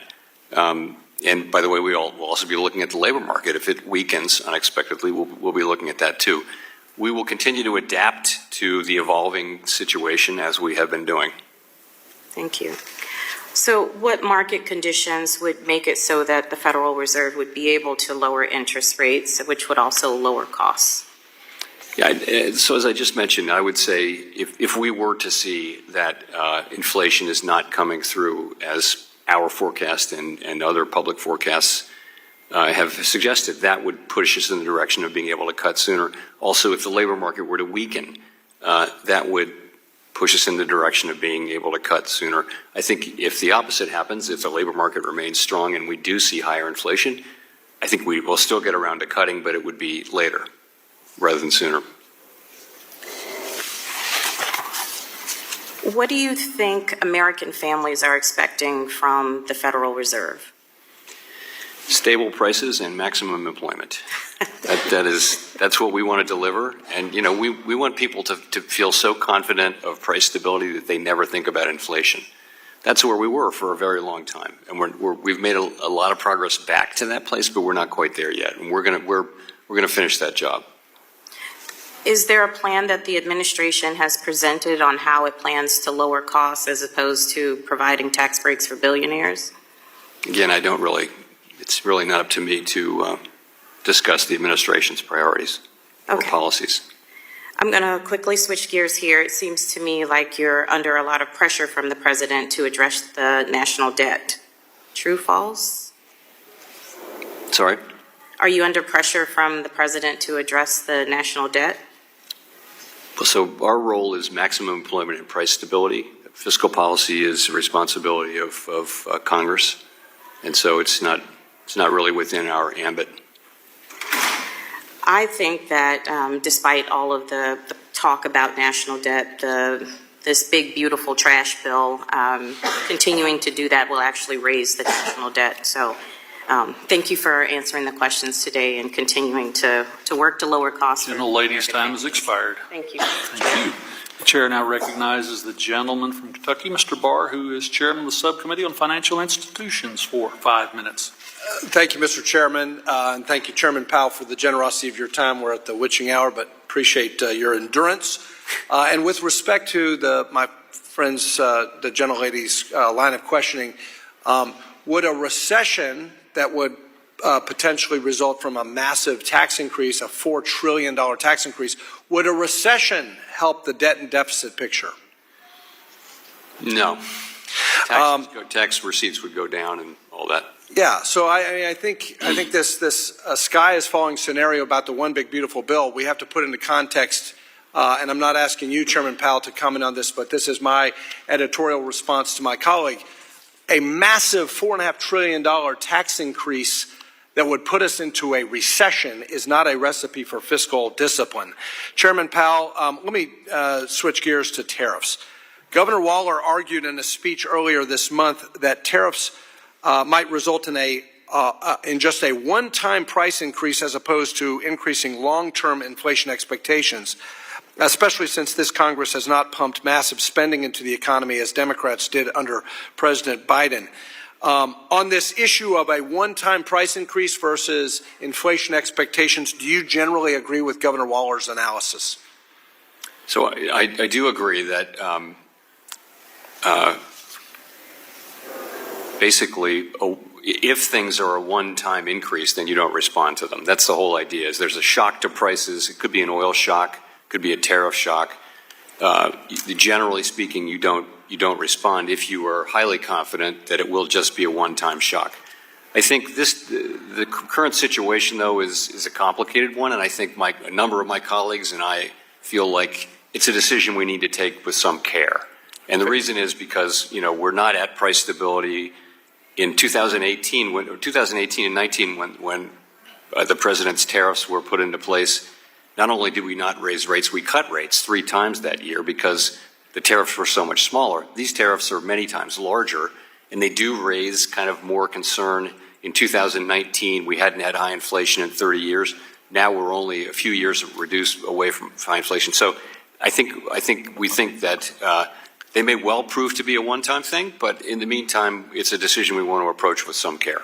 I think we've made a lot of progress towards getting closer to that 2% goal. Does the Fed take into account the disinflationary fiscal policies like supply-side tax cuts, deregulation, and more energy production that could be a counterweight to whatever one-time price increase that might materialize as a result of tariffs? So we look at aggregate inflation, not any particular kind, and I'm very gratified at the performance of services inflation, which has come down now. That was the very sticky inflation. So I think overall the inflation picture is actually pretty positive. Chairman Powell, we're looking forward to this rulemaking later this week addressing Treasury market liquidity. Can you talk about how banks are constrained from holding U.S. Treasuries and other low-risk assets on their balance sheet as a result of these restrictive leverage ratios? Yes, when banks are bound by the leverage ratio, when that's the binding capital constraint, then that's going to make low risk, low return assets, something you don't want to hold. And so lots of fairly low risk intermediation, including treasury market intermediation, gets taxed to the point with capital requirements that you just see less of it. So I've always thought that it would be better if we had a leverage ratio that was a backstop rather than the binding thing, and that's what this proposal is going to do. Well, let me preemptively thank you and Vice Chair of Supervision Bowman for working on SLR reform to accommodate more bank holdings of treasuries to stabilize our treasury markets. Finally, I'm pleased to see that the Fed join its interagency counterparts and announced that you no longer plan to consider reputational risk in your examination process. Senator Scott and I introduced the FIRM Act to stop the weaponization of the supervision process, to stop the targeting of politically unfashionable groups. Our bill requires regulators to focus on the true risks as opposed to political factors. What was the Federal Reserve's thought process in implementing this common sense reform? That it's common sense. And, I think this is an area where we learned over the last couple of years that there really was a problem here. The reports were louder and louder and more troubling. So we just thought, let's take this off the table. It may have been unintentional on the part of banks that there was so much. It was just such a gentleman's time has expired. Fraught issue that banks turned away people which they didn't intend to discriminate. That's what the banks. Thank you for helping to depoliticize the banking system. Membership. We will recognize Mr. Torres and Mr. Loudermilk, then adjourn for our 1 p.m. agreed to hard stop time. And with that, the gentleman from New York, Mr. Torres, is recognized for 5 minutes.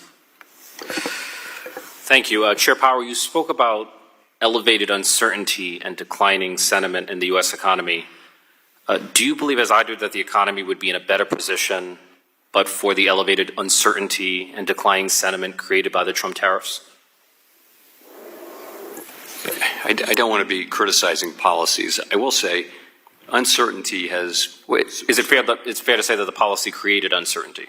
It's fair to say uncertainty was very elevated, but it's also fair to say that uncertainty has actually come down since the peak, if you will, in April. I think there's a different feeling out there now than there was 2 months ago, and it's more constructive feeling on the part of businesses, which you must be feeling too. But it's higher than it otherwise would be in the absence of the Liberation Day tariffs. To what extent was the elevated uncertainty a factor in keeping the Fed from cutting interest rates? So I think that's part of it. The truth is, we were cutting rates, and we paused in January and haven't cut rates since. And really, the reason is that we, like other forecasters, do expect a fairly substantial wave of price increases to come through to the consumer and to measured inflation. We've always said the timing, amount, and persistence of all that is highly uncertain.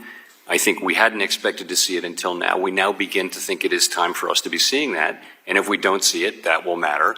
If we do see it, that will matter. So we've just taken a cautious approach to not moving our policy rate until we have a little more confidence about the size and likely effects of that. Chair Powell, following the so-called Liberation Day tariffs in early April, we saw something the U.S. economy had not seen in decades, a flight not to the U.S. dollar as a safe haven, but away from it.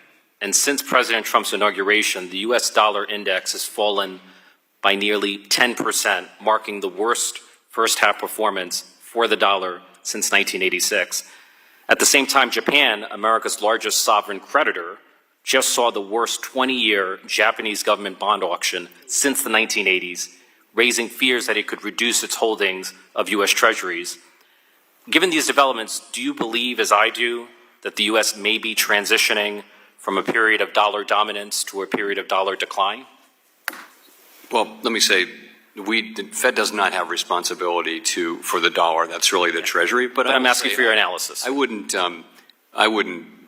make that statement. No, I think things have been volatile. The markets are digesting things, and I think the Treasury market's been fine by many measures. The dollar is still. You feel the safe haven status of the dollar is as strong as it's ever been? I think the dollar is still the number one safe haven currency, and I don't think it's, I would say these narratives of decline are premature and a bit overdone. I want to ask about the debt. The big, beautiful bill would have ugly consequences for our nation's finances, adding more than $2 trillion to the debt if the provisions are temporary and far more if made permanent. We've accumulated World War II levels of debt, not during a world war, but during peacetime.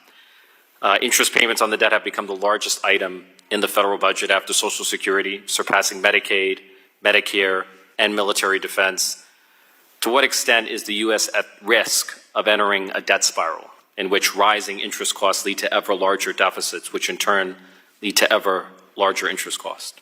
Yeah, I think that the U.S. federal budget is on an unsustainable path. The debt is not at an unsustainable level right now, but the path is not sustainable, and I think the sooner we deal with that, and by we I mean you, the better. The Trump administration has championed the unitary executive theory, the notion that the president has absolute power over all entities that wield executive power. That theory, if taken to an extreme, would all but abolish the independence of the Federal Reserve. If monetary policy became nothing more than an expression of presidential will and whims, what havoc would that wreak on the U.S. economy? I think that independent central banks have proven over time to be a valuable and critical institutional practice. And I think that is because basically advanced economy democracies around the world have given their central banks a degree of operational independence. They assign them goals. You go do this and you stick to those things, but we'll let you, you may choose the means of achieving those goals. It's called instrument independence, but not goal independence. And I think it's a very Gentleman's time has expired. Very important practice. Gentleman's time has expired. Chair now recognizes our last member of the day, the gentleman from Georgia, Mr. Loudermilk, for 5 minutes. Well, thank you, Mr. Chairman. Chairman Powell, it's good to see you again. And I'm going to be brief, so maybe we can get out of here right at time. As some of my colleagues know, I chair the bipartisan Payments and FinTech Caucus, along with a fellow Georgian on this committee, Representative Davis Scott. And in the past, you and I have talked about payment-related issues like FedNow, but today, I'd like to ask you about the failure of Synapse Financial Technologies, a third-party service provider that connects banks with non-bank fintechs, and what it means for the bank and the non-bank ecosystem. Last year, a dispute between Synapse Financial Technologies and Evolve Bank and Trust revealed a shortfall in customer savings deposits of $65 to $95 million. There are still thousands of individuals who are not able to access their funds, including some of my constituents. So the question is, could you provide an update on what the Federal Reserve is doing to ensure that customers regain access to their funds? And is there anything that the Federal Reserve is considering to help prevent situations such as this going forward? So I don't have a lot of specifics for you on that. I am assured that we're still very much doing everything we can to try to get people their money back and to avoid similar occurrences. Okay. Well, I said I was going to be brief, and that was a brief answer. So with that, I yield back, Mr. Chair. Gentleman yields back. The chair would like to thank Chairman Powell for his testimony today. And without objection, all members will have 5 legislative days to submit additional written questions for the witness to the chair. The questions will be forwarded to the witness for his response. And Chair Powell, please respond no later than January 29, 2025. This hearing is adjourned.